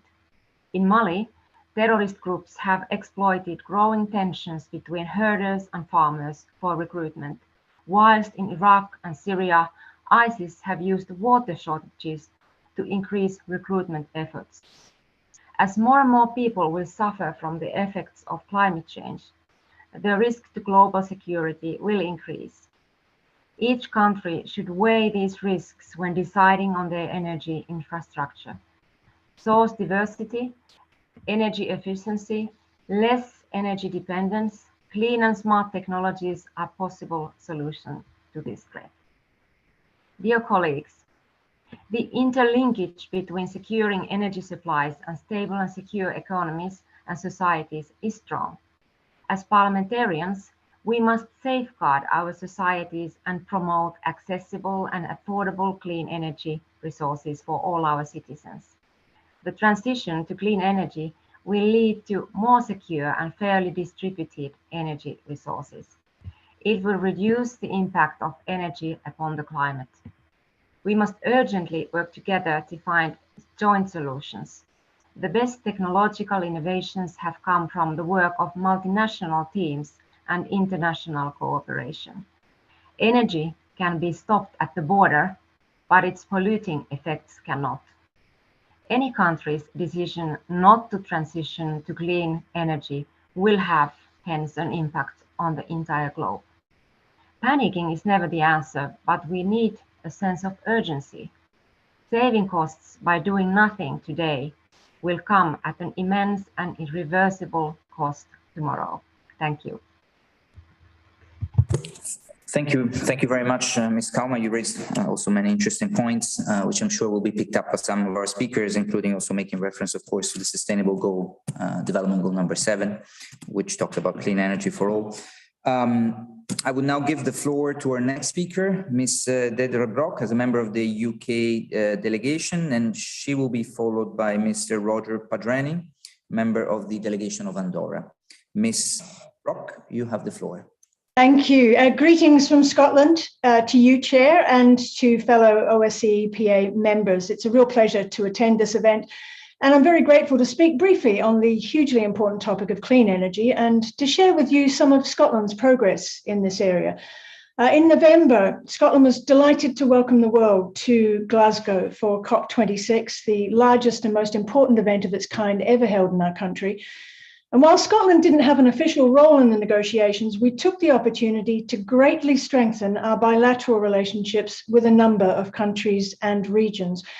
The Glasgow Climate Pact represented progress on some issues, but action, as we've heard today from our experts, must now be accelerated very quickly if climate catastrophe is to be avoided. Now, Scotland is trying to lead by example and show what a small country can achieve. We've cut our emissions by more than a half since 1990, so we are halfway to net zero, but we do recognise that the next stage of the journey will be harder than the first. However, since 2008, we've decarbonised faster than any country in the G20, and we have now some of the world's most ambitious targets for future cuts in emissions. We aim to reduce them by 75% by 2030, which is not far away, and to become net zero by 2045. Now, of course, we recognise, as I think everyone does and must, that the setting of targets is the relatively easy part. Achieving them is the much greater task. But that, of course, is what counts. In Scotland, we have much to do, but a great deal of progress and commitment to build on. In 2021, Scotland met 98.6% of its equivalent electricity consumption from renewables. We have big plans backed by significant investment now to decarbonise our heating and transport system. We're investing in a burgeoning tidal energy sector, insulation, the restoration of peatlands, the planting of woodlands, the improvement of other natural habitats, and looking to further develop our pumped storage hydroelectricity capabilities. And in all of this, we aim, because we think it's vital, and this has been mentioned before, is to ensure a fair and just transition, to ensure that no individual or community is left behind as we make that shift. In closing, I just wanted to mention the Scottish Government's affirmation of these ambitions with a landmark commitment to offshore wind development. We awarded permits to projects with a combined potential generating capacity of 25 gigawatts. And to put that figure in context, last year, EU 27 countries installed a total of 10.5 gigawatt new wind capacity. If we maximise that potential, it would power the equivalent of 10.5 gigawatts of 23 million UK homes a year. And those projects are expected to secure a great deal of supply chain investment. Scotland, we like to see ourselves as being at the front of the clean energy revolution. We're very much committed to working with international partners to go further and faster. Cooperation and collaboration across the nations is essential. Our young people demand it of us, and we must, all of us, rise to the challenge. Thank you, Chair. Thank you. Thank you very much, Madam Brock. Thank you all again for reiterating the importance of international cooperation in this context, as many of the other previous speakers, and for sharing the experience of your country, UK and Scotland in this area. I would now like to give the floor to our next speaker, Mr. Roger Padrani from Andorra, and he will be followed by Ms. Bryndís Haraldsdóttir from Iceland. Mr. Padrani, you have the floor. Good afternoon and congratulations to the organizers for considering holding this meeting under a key theme for both the present and the future, such as our energy models, because our energy models have direct impact to fight climate change and the goal of achieving carbon neutrality by 2050. In this sense, I believe that from our parliamentary organization, the CPA, we must ensure two types of policies to promote green energy and more environmentally friendly energies. Firstly, we have to ensure that homologated legislation to the energy transition is promoted through the OSCE territory. And secondly, we have to promote all kinds of agreements at the supranational and national level that are based on recognizing the climate crisis and the need to take action to face it. In Andorra, a law to promote the energy transition and climate change is in force since 2018, which has received full consensus. Also, an agreement on the recognition of the climate crisis and the declaration of the state of climate and ecological emergency has been unanimously approved by our parliament in 2020. An agreement worked on from the youth, which sets out the actions to be taken to fight climate change. In this regard, allow me to emphasize the importance of this agreement, which has been included also as a point in the joint declaration on future leadership for political inclusion in the OSCE region. A declaration that comes out of the Future Leadership for Political Inclusion in the OSCE region, a seminar for young parliamentarians convened in Washington, D.C. on February 3 and 4, 2020. That declaration establishes the following in point 6, promoting the declaration of climate emergency in every OSCE participating state, in order to reinforce cooperative responses to climate change that empower youth associations and increase youth participation in the public debate. Starting from this point and taking advantage of today's debate, I insist on the promotion of a declaration of climate emergency, a key step in order to face a new paradigm of energy transition based on green energies.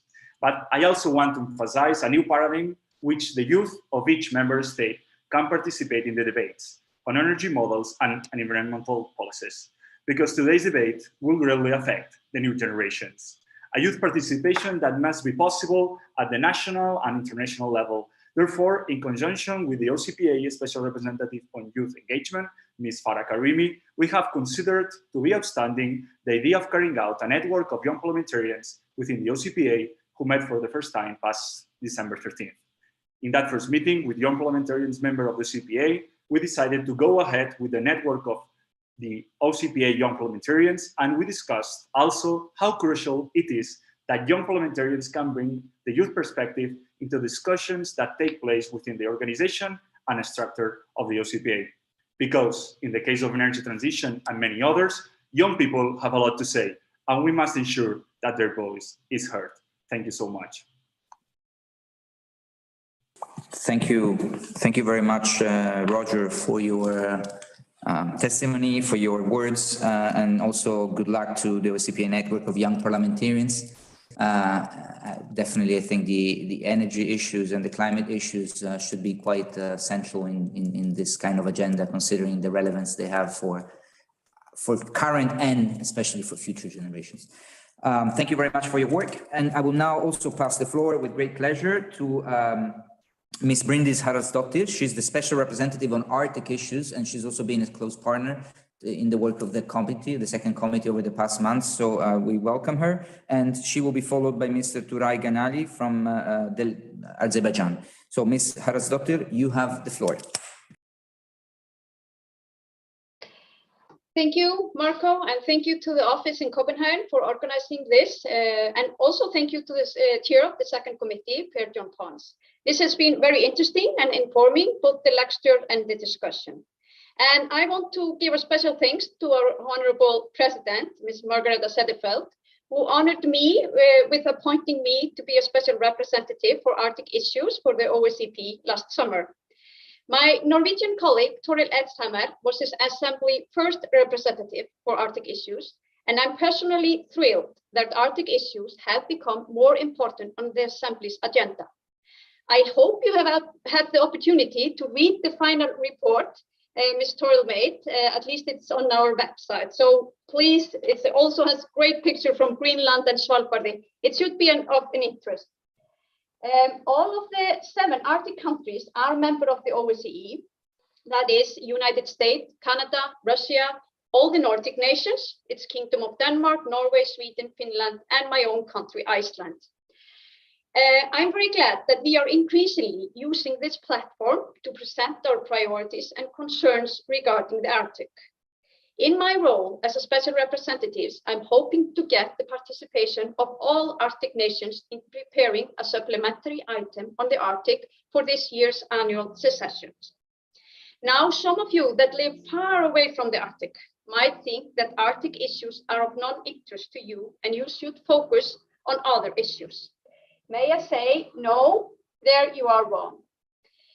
The Arctic shows dramatically the impact of global warming.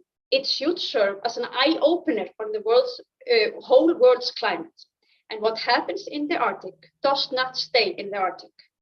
The effects of Arctic changes are felt far beyond the Arctic, including the impacts of global sea level rise, the opportunities and risks associated with the opening of new shipping routes and improved access to fossil fuel reverse, and the potential for feedback that affect atmospheric greenhouse gas concentration. Energy and climate issues are, of course, high on the agenda for Arctic nations. Climate change affects the Arctic at 3 times the rate of other areas of the world. Furthermore, with decreasingly ice caps in the Arctic expose oil fields that we will have to take a decision on whether or not to explore and exploit. In the Arctic, we want to focus on sustainable economic development, progress and prosperity, which does not hinder the progress of future generations and does not use up our natural resources. I am happy how constant we are here in the OSCE Parliamentary Assembly. We have been so constant on the important and necessary on real actions in the fight with the climate crisis. I actually walked around with our parliamentary plea for resolute climate action on COP26. And there, of course, energy revolution was the main issue. So it is also important to have this dialogue here. Thank you for that.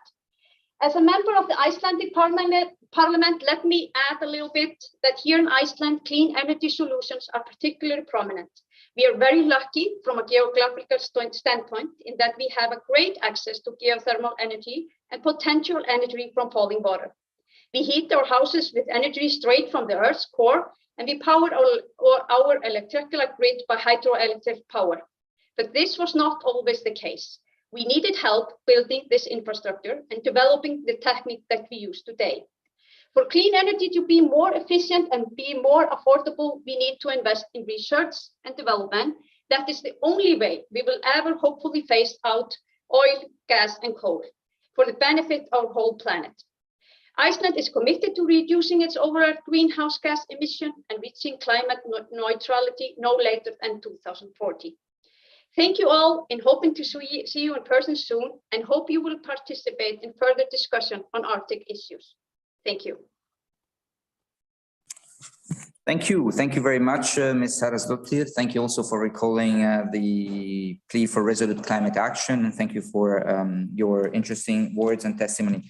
I will now give the floor to our next speaker, Mr. Tural Ganjali, a member of the delegation of Azerbaijan. He will be followed by Mr. Kyriakos Hajani, special representative of civil society engagement from Cyprus. Mr. Ganjali, you have the floor. Thank you, Mr. Chairperson. Dear colleagues, I would like to express my special gratitude to the President of the Parliamentary Assembly and to the Secretary for organizing for this timely and important video conference. And it's my great honor as the member of Azerbaijani Parliament to address this important event. Dear colleagues, first I would like to thank you and drawing your attention to this very important issue. Just would like to say that everyone deserves to live in a safe and healthy environment. With the global impact of environmental catastrophes becoming increasingly pronounced, it is important more than ever to unite around the issue of preserving and protecting our environment, and switching to the clean energy is the best way forward to achieve this goal. Clean energy is the kind of energy that comes from renewable, zero-emission sources. The main goal is to keep the atmosphere clean. Currently, a clean energy revolution is happening all around the world, including in the OSCE region. However, the speed and efficiency of the process should constantly be monitored to assure the best possible result. As many of you already know, Azerbaijan is rich with hydrocarbon resources, and it has the capacity to meet almost all its energy needs by burning fossil fuel. However, being a responsible member of the international community and having a population obsessed with organic food and clean air, Azerbaijan have set goals to increase the share of green energy production to 35% by 2030, which is, by the way, currently makes around 17% of the total energy production. In the year 2016, Azerbaijan ratified the Paris Agreement on Climate. The document on clean energy, environment, and green growth country of the Republic of Azerbaijan 2030, the national priorities for socio-economic development, covers the issues of climate change and the fight against it, as well as the application of renewable energy in all sectors of the economy based on the principles of green energy in our country. The national priority can be regarded as a clear example of our focus on the renewable energy sector and green economy. The above-mentioned national priorities are of particular importance in the direction of implementation of the obligations arising from the UN World Summit Agenda for Sustainable Development until 2030. Ladies and gentlemen, following the liberation of Azerbaijan's Karabakh region, all Azerbaijani people were shocked by the level of destruction, herbicide, and ecocide committed during the occupation. Homes of about 1 million displaced Azerbaijanis, their gardens, forests, and the whole ecosystem was destroyed. Now, as Azerbaijan is rebuilding its liberated territories, which is about the size of Lebanon, we are committed to use only green energy and use the smart urban planning to reduce the carbon footprint. Only electric cars will be allowed in the city of Shusha, where I am coming from, the cultural capital of Azerbaijan. Moreover, Azerbaijan is taking measures to develop the Karabakh region into the green energy zone. In this regard, the country's energy ministry and British Petroleum have signed an implementation agreement to build a 240 megawatt solar power plant in liberated Zangilan and Jabrail regions of Azerbaijan. And also the memorandum of understanding was signed between the Ministry of Energy and International Financial Corporation in order to implement these goals. Dear colleagues, friends, let's dream big, and together, by mutually supporting one another, we can indeed dramatically reduce the level of pollution and achieve the desired results of the clean energy revolution. Thank you very much. Thank you very much, Mr. Ganjali, for your contribution. I will now give the floor to our next speaker on the list, Mr. Kyriakos Ajani, Special Representative on Civil Society Engagement from Cyprus, and he will be followed by Mr. Setki Rajoglu from Turkey. Mr. Ajani Kyriakos, you have the floor. Thank you very much for this excellent event, and thank you also, Madam President, for the appointing me as civil society special representative. So I will try to stress the importance for civil society by the energy transition. And for the implementation of the green transition, the civil society must be concentrated, because without its consent, no steps can be taken. And in this case, we would have tragic consequences. The energy transition can not only be a matter of simple policies, whether taken nationally or globally, but it must be concluded with civil society. Civil society, through its youth, is constantly and persistently calling for climate protection. Now more than ever, there is a need for a different social culture, another way of life, which incorporates scientific achievements for the benefit of society. Citizens should demand measurable results in the energy transition. I believe that the education system has cultivated the value of life protection, and therefore the need for a green transition or energy transition is deeply rooted in the consciousness of the citizens, especially the younger generation. To emphasize in this way the role of the education system of all levels of education in creating a social alliance in favor of the green transition. What is the main concerns so that citizens will not oppose to this huge undertaking? Public ignorance about the green transition is a major obstacle to the transition. The main question here is not only whether civil society is in favor of or against the green transition, but whether it is willing to support this costly undertaking. Society should be aware of the high economic price of this transition, but on the other hand, it should also be aware of the consequences of the non-transition. The price of the non-transition will be, among other things, life itself, and this concerns the core of society, which is human. Another danger which could slow down the path to energy transition is political timidity. The current energy crisis is not temporary. It will be a crisis in the many that will follow us. The balance of supply and demand in the next period will be difficult to maintain. We also take into account that the demand will increase due to the green transition of the sector of electricity generation, built-in heating and transport. These imbalances will create pressure on the system, with the result that civil society will shake its confidence and resilience in the face of inflationary pressures. The climate of insecurity will also reduce investor confidence when states regress with decisions such as this nuclear energy.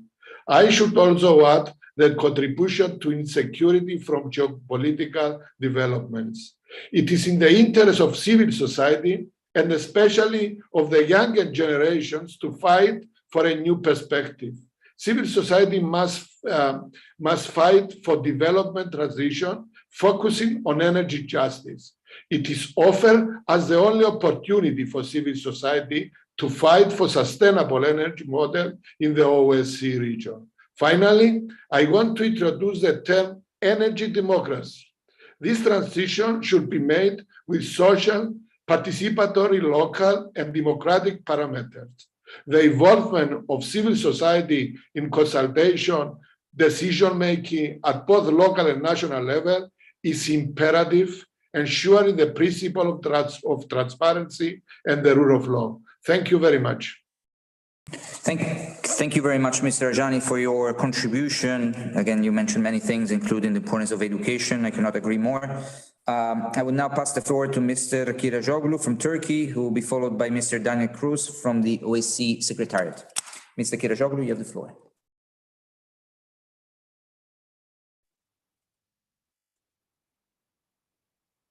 Thank you, Marco. Dear colleagues, dear participants, firstly, I'd like to thank everyone for bringing their expertise and experience and engaging in such fruitful, constructive, and open exchange. Diversification of energy sources and routes to ensure energy supply security should be the pillar of sustainable and secure energy strategy in OSCE region. Clean energy could act to diversify the energy landscape, making states less reliant on single energy sources. In this respect, renewable energy is a great opportunity for all member countries. Promoting the use of renewables and alternative energy resources and energy efficiency are important aspects of Turkey's energy policy. We have concrete agenda to deploy renewables into our energy generation mix. So Turkey has the 5th biggest installed capacity in renewables in Europe and ranks 12th in the world. Besides, Turkey can use almost all known renewable energy sources such as solar, wind, geothermal, hydro, wave, and biomass. With our parliaments, we should consider energy efficiency policies and measures as instruments to strengthen our energy security and sustainability. They also help create economic value and support our efforts to tackle climate change. During the past decade, we have bolstered our legislation in energy efficiency and successfully implemented relevant policies and measures. In the fight against the climate crisis, our parliament has also ratified the Paris Climate Agreement. Renewable energy investments have to meet within the scope of the action plans to be created in this direction and the sustainable climate action plans of the municipalities. We announced our net zero target for 2053, as well as our new green development reform. We started the necessary preparations of the long-term strategies and action plans to be adopted in accordance with our new net zero emissions target for 2053. We adopted the Green Deal Action Plan aiming to facilitate our transition to a more sustainable and greener economy in line with the European Green Deal objectives. Finally, I'd like to stress that no country is immune from the effects of the global challenge of energy. Energy is a field of cooperation, and Turkey always in favor of dialogue in this field. Thank you very much. Thank you very much, sir, for your contribution to this exchange. Now, the last speakers I had on the list was Mr. Daniel Cross, Senior Program Officer, Energy Security from the OSCE Secretariat. Daniel and his team actually helped us quite a big deal to put together this event. So I would also like to take this opportunity to thank the OSCE Secretariat and our colleagues over there. And he will be followed very briefly by Ms. Maria Karapetyan for a brief comment, because I would then like to give the floor back to our speakers, our guests, for their comments. Mr. Kroes, you have the floor. Thank you very much, Honorable Chair, dear colleagues. Let me congratulate the OSCE Parliamentary Assembly for continuing their engagement in this very important topic. I would like to briefly point out some of the project activities that we have in the Secretariat on energy security. So one of our main programs looks at women as agents of change in the energy transition. How can we enable them to take opportunities that arise from the energy transition in Central Asia and throughout the OSCE? For that, we have a fantastic network of universities that we're working with, and my colleague Giulia Manconi, who's also in this call, is managing that project. Please get in touch if you'd like to know more about that. Secondly, I'd like to point out to what we believe is one of the main challenges arising from climate change, and that is the protection of critical energy networks from increased natural hazards such as flooding and icing and storms resulting in blackouts. And we're running a substantial project in that area. And thirdly, we're also trying to promote more sustainable transport means in the transport sector through renewable energy and through ways to save carbon emissions. As you know, the transport sector is one of the main emitters of CO2. So please get in touch with us if you'd like to know more. We need your support also in terms of fundraising and creating more synergies. I think that's sometimes maybe a little bit underutilized, but I think there are some fantastic opportunities ahead. And finally, I'd like to ask a question to one of the speakers on hydrogen. Because hydrogen is obviously super interesting, also if we think about Central Asia and the South Caucasus. But the real challenge is where to start. Because we're talking about systems where electricity often and other forms of energy are heavily subsidized. So it's quite difficult for hydrogen to compete. In our view, hydrogen has its best future in the industrial sector, not necessarily in transport. That would be my question for dear Kirsten. And secondly, what can you guys offer us in terms of support, maybe knowledge and expertise, so that we can carry out the idea of green hydrogen into the OSCE area? Thank you. Thank you. Thank you very much, Daniel. And once again, thank you to the OSCE for doing a lot of work in this field, and we look forward to strengthening our partnerships in this promising area. And also thank you for putting a question to some of our guest speakers that I'm sure they will have anyway a lot of issues to reflect upon based on all the comments of our of our parliamentarians. Before returning to the speakers, I would just like to give briefly the floor to Ms. Maria Karapetyan for a short comment. Ms. Karapetyan, the floor is yours, please. 1 minute so that we can go back to the speakers. Thank you very much, dear colleagues. I just have the urge to speak up against the instance of glorification of war that we just heard a few minutes ago on this platform. Azerbaijan is a country rich in oil, and over the past 2 decades, it has sold this oil and bought weapons and launched a war against the people of Nagorno-Karabakh in the fall of 2020. And this war has been glorified over and over again by colleagues from Azerbaijan on this platform, which is unacceptable. During this war, prohibited weapons were used against the peaceful population of Nagorno-Karabakh, including phosphorus munitions that have also burned down the forests that were referred to.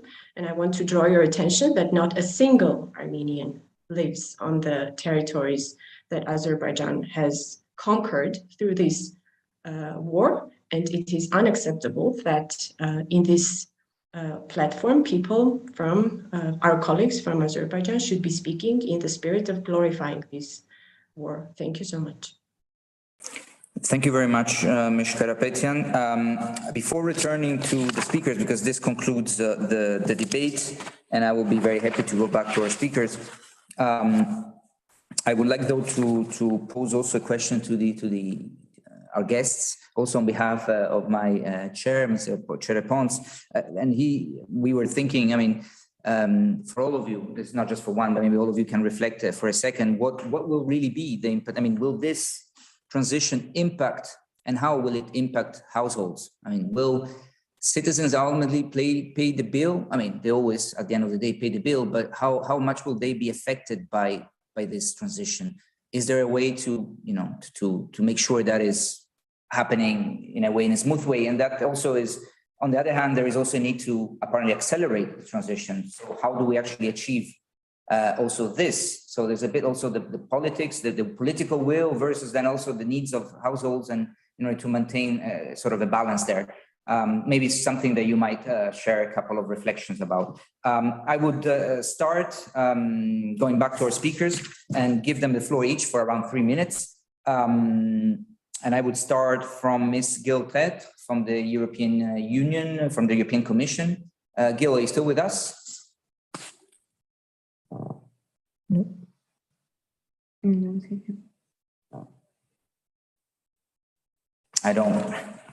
I don't hear him. In that case, I would then move to Mr. Falk. Mr. Falk. Enrico, are you still with us? Yes, I'm here. Enrico, maybe we will go back to Mr. Tert if we get hold of him. In the meantime, would you like to add something to on the basis of all the things you've heard, and please share your final considerations with us. Thank you.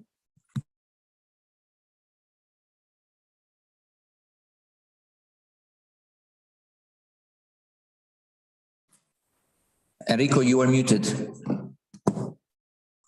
Can you hear me? Loud and clear.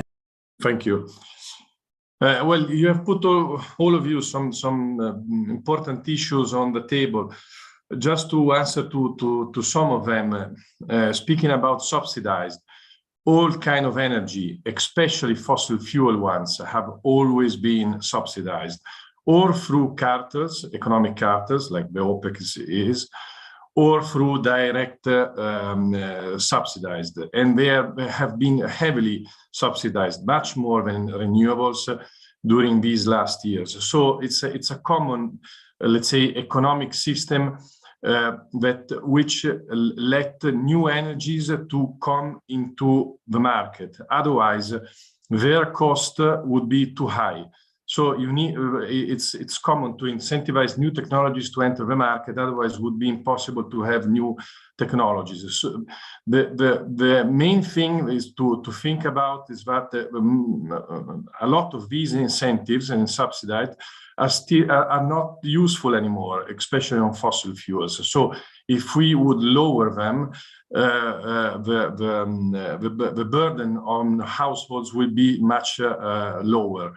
And another point about renewables is that you can produce them just into a very close to where you are. So transmission costs can be lower in a dramatic way, about 30 to 40%. When you do auto consumption, you don't need to pay transmission costs, and that it's about 30 to 40% of the electrical bill of a household. And then we don't have to forget that anyway, the marginal cost of producing renewables electrons is much lower than the fossil fuel ones. About green energy, the green hydrogen, technologies are still in, let's say, at the beginning. They are very promising. They are still not competitive with much of the electricity produced and stored through batteries or of gases or other appliances and uses of green hydrogen. But I mean, the road, it's clear. It will lower a lot its marginal cost in about 5 to 10 years. So we need to invest a lot in it. It will have a strategic role in the energy transition, both for what many of you have said. Decarbonized gases and fuels will be anyway essential in the energy transition. And on the other hand, some part of the stagionarity storage will be through hydrogen. Think about the maritime sector or also airplanes. They will never be able to go through. They will never be fully electric. So they will need anyway hydrogen to be decarbonized. Thank you, Enrico, for sharing again your views. Also, again from a private company perspective of what is doable and what is not doable. And also for raising, I think, the point before, which I didn't manage to underline, about the importance also of recycling, including in the context of so-called rare earth materials, how that can actually help a lot in this context. That is, again, a big issue of how to secure enough rare earth materials, and recycling could be one of the answers. So thank you, Rico, a lot for all your, Mr. Falk, for all your contributions. Thank you for being with us, and stay with us still for a few minutes more. Now we'll pass the floor to Ms. Westphal. Kirsten, if you're here with us, you have the floor for 3 minutes to answer the questions and add anything you wish, and any final recommendations or policy proposals. Thank you very much. I think I will make 3 points. We are doing that clean energy revolution in order to address climate change, air pollution, local pollution, and also environmental degradation. And I think it's very important, which was highlighted by Daniel Cruz also, that energy security is endangered right now, not only by climate change, but also by the extreme weather events that follow exactly or are a consequence of climate change. And we're seeing that and realizing that already with droughts and floods and so on. I think that's very important to have in mind. So the question you posed, Chair, what does that then mean for the individual is... It is a challenge for humanity and humankind to address these challenges, because I think we are all realizing, also very locally, that we are living beyond our planetary boundaries. So I think it's very important to rethink our way of economic transactions. So I really wanted to highlight also the point of circularity that is important, to bring in the population as energy consumers. I think there is a lot to gain. Energy democracy has been mentioned. There's a lot to gain from decentralized energy solutions and the so-called prosumers that can really gain an ownership. The final question that was posed to me is hydrogen, and indeed, I think hydrogen is an answer also, and the pillar that we need in a clean energy revolution after energy efficiency, electrification, and then hydrogen. So clean molecules are needed, but indeed, there is this chicken and egg problem to address. We know technologies in production. We know where the demand is, and I agree it's in the industries and transport sectors, but we will also need it in the electricity system to balance. That's what I mean with the systemic shift. And this is actually why the German government has come up with this instrument of H2 Global in bridging, and tackling this energy, or this chicken and egg problem, and to addressing both this chicken and egg problem, but also the logistical chain and the infrastructure that is still missing. It's really worth to move ahead with hydrogen, as well as it has also been said, it is a way to co-opt fossil fuel energy producers, to give them a lifeline for their economies, and to work together. Because for me, it's also about connectivities, not only connectivities around transport and logistical sectors and lines, but also around electricity lines and hydrogen pipelines. And for that, we have to work together. Thank you so much, Kirsten. Very, very, very interesting to hear you talking about hydrogen, what role that can play in our future relations and economic, but also, social and geopolitical.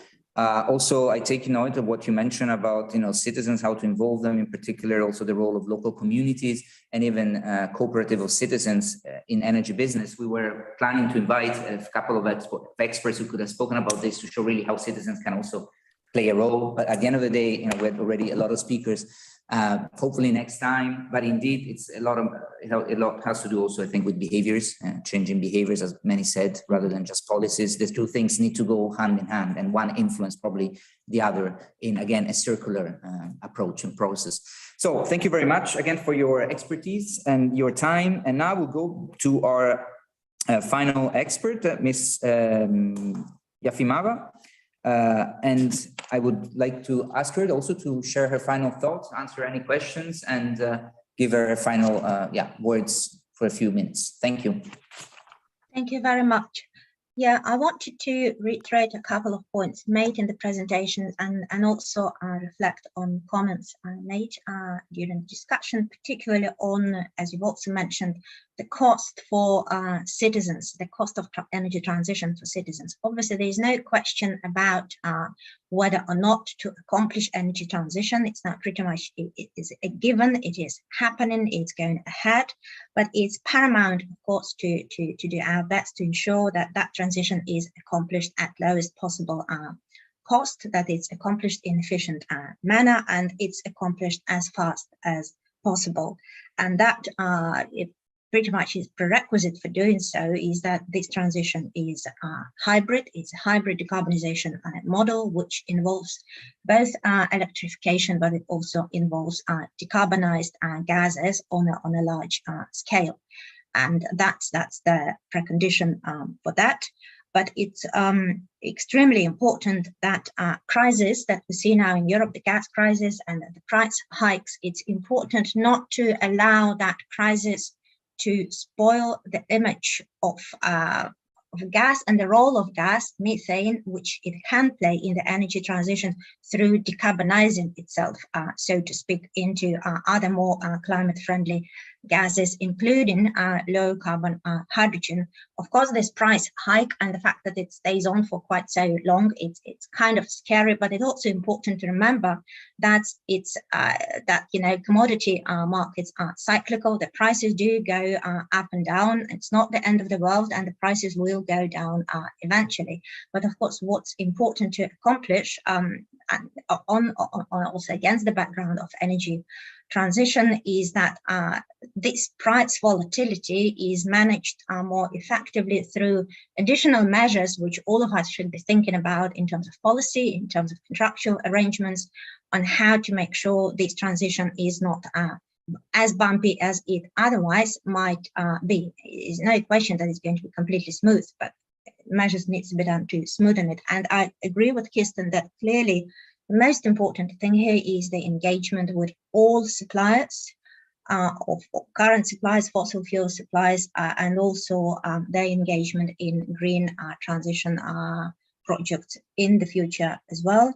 And it's not really, rather than focusing on kind of apportioning the blame on any specific supplier. And as I mentioned, all what's happening now, it's very much a result of the liberalized model, the high prices, but again, we benefited from low prices for a decade before that. And as I said, Russia is a backbone, as any osteopath will tell you, you can't ignore your backbone for too long.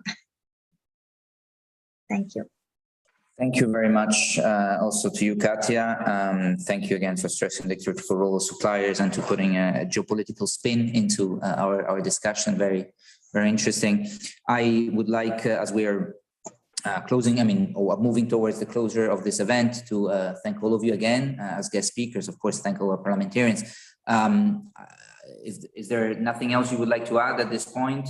I would then move on with giving the floor to the rapporteur of our Economic and Environmental Committee, Ms. Gudrun Kugler, for her concluding remarks, which are intended also to stress some key elements that have emerged from this important exchange. Gudrun, the floor is yours. Yes, thank you very much, Marco, and dear colleagues and dear guests and experts. I think after such an afternoon for us here in Central Europe, it was an afternoon. I can only just say how great this exchange was, and maybe highlight a few individual aspects that I will be also highlighting in my report that I will be writing for the second committee. First of all, to see the variety of experts that we heard today was very important for me as a politician, because it shows that in the very complicated and, as you said, bumpy issue of energy transition, we are not alone.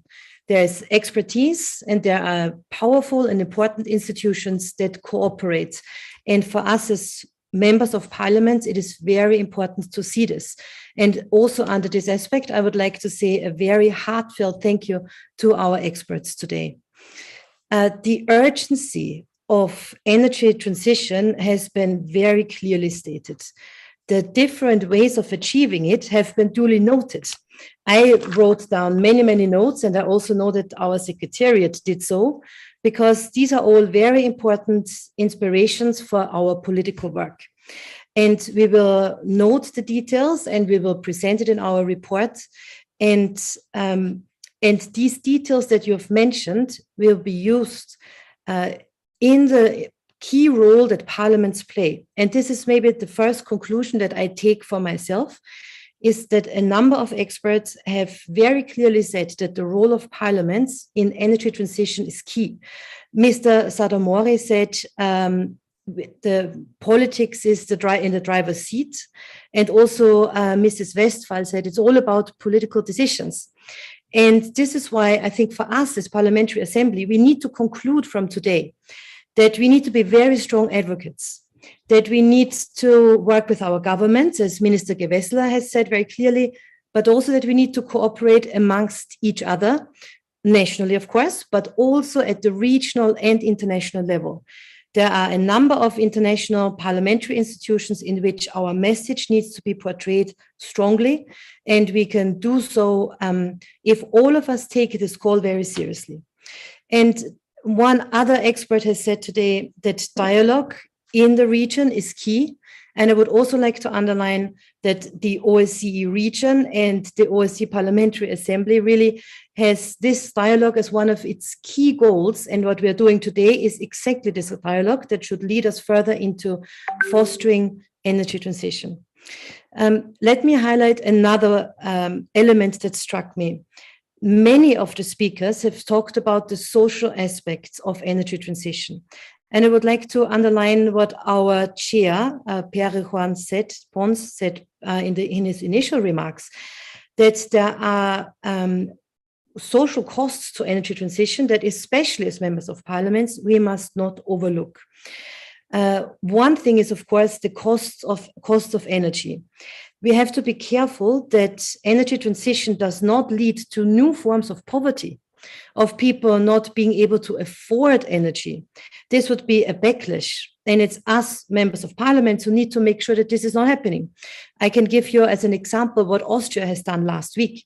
We have adopted a 1.7 billion package of measures in order to alleviate the rising cost of energy, especially for the people who are vulnerable and who are of lower incomes.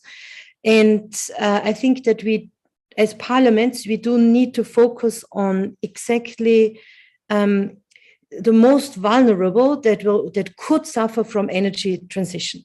It's also an issue of securing that there is sufficient energy for all, and also of protecting us from energy bottlenecks. For example, through blackouts, it's been debates that we have been leading now for a long time. We need to make sure that such things will not happen, because they are a key threat to security. Mr. Tetre from the European Commission has emphasized the macroeconomic consequences that could be, of course, positive, especially when we talk about innovation and technology, but they could also be negative, and us parliamentarians need to have an eye on the social aspect of energy transition. And as Dr. Wilkinson has very clearly said, humanizing energy needs to also remember this one thought. Let me mention another aspect that I think is key for us as members of parliaments. And this is the connection between energy autonomy and security. We know that energy demand is forecasted to continue to increase. We know that we need to shift towards innovative and environmentally friendly energy sources. We have talked about hydrogen. Thank you for the expertise also on this question. Diversification is one answer. Public-private initiatives, technology, innovation. Mr. Falk has said many important things about this. We also know that we need to make full use of new technologies. And again, that's things that we can advocate for as members of parliaments. This focus has two positive aspects that are also key for our concerns as MPs. One is that it will create new jobs and business opportunities.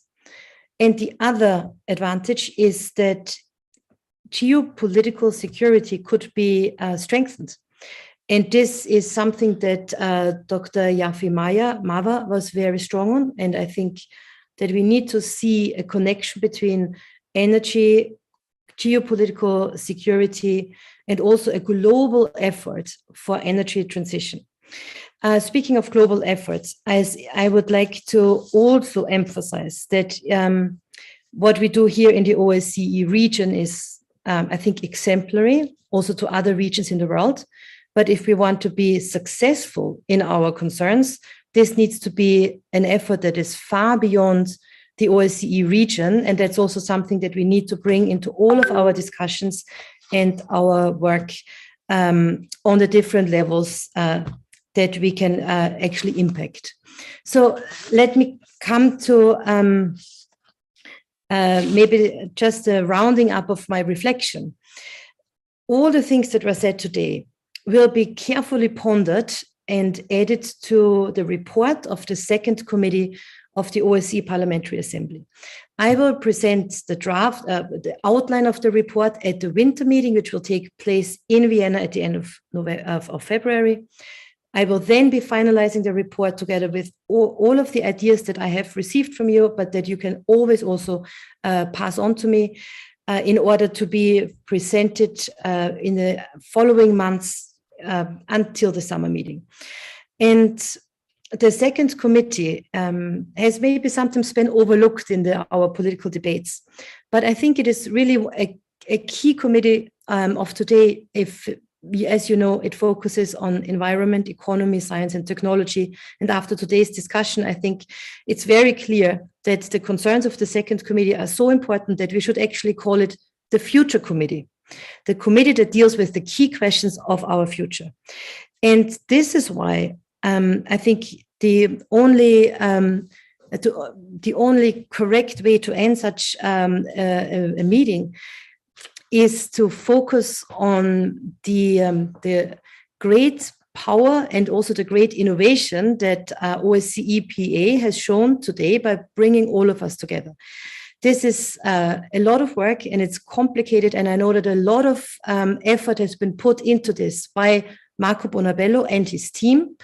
I would like to say a very special thank you to you, Marco, for your excellent moderation, and for the entire team for all the week-long efforts you have put into this. But I would also like to thank your leadership. First and foremost, of course, our president, Margareta Sederfeld, but also Roberto and everybody else who has supported this, that you made this dialogue possible today. It is the great strength of OSCE PA that we enhance dialogue amongst members of parliaments, because this dialogue will then have an impact on our national parliaments. And if this impact works, so we have this dialogue, we pass on the information, we become advocates for these issues, then we have 57 parliaments work on these issues with great authority and power, and then we will achieve a difference. So what we have seen this afternoon is really key for the work of OSCE, and it really shows the strength that there is.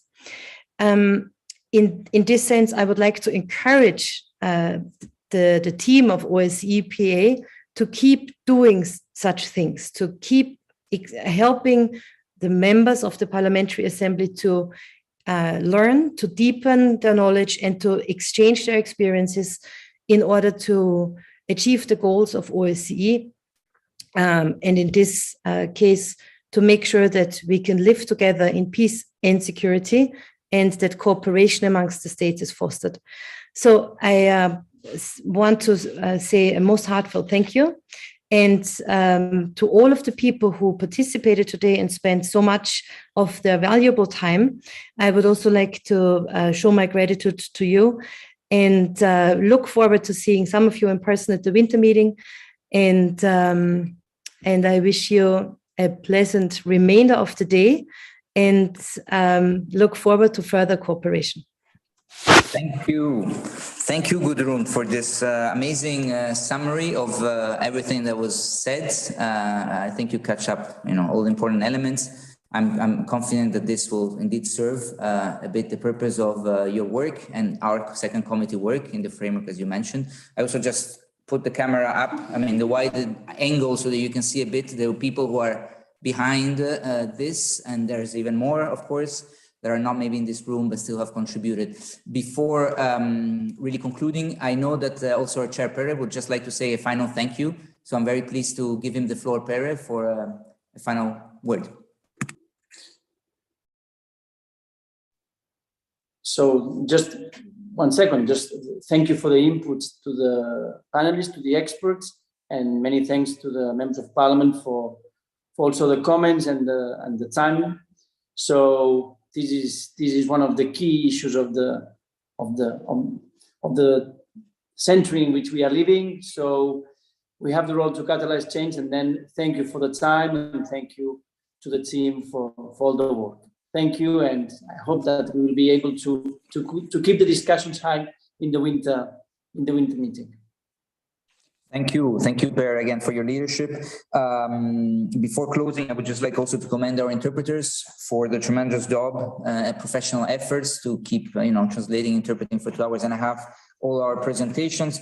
I would like to thank, of course, all the speakers and all those intervened for also sticking to the times. You were really excellent. Thank you. This enabled, to really finish on time. It's 5 o'clock.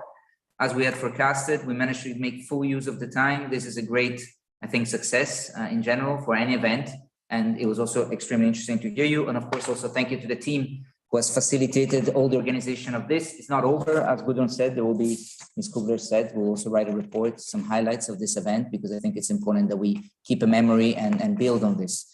I found personally this policy dialogue very thought-provoking and interesting. I think it opened up a lot of also new questions. And I would have billions of questions for the speakers, but there is simply no time.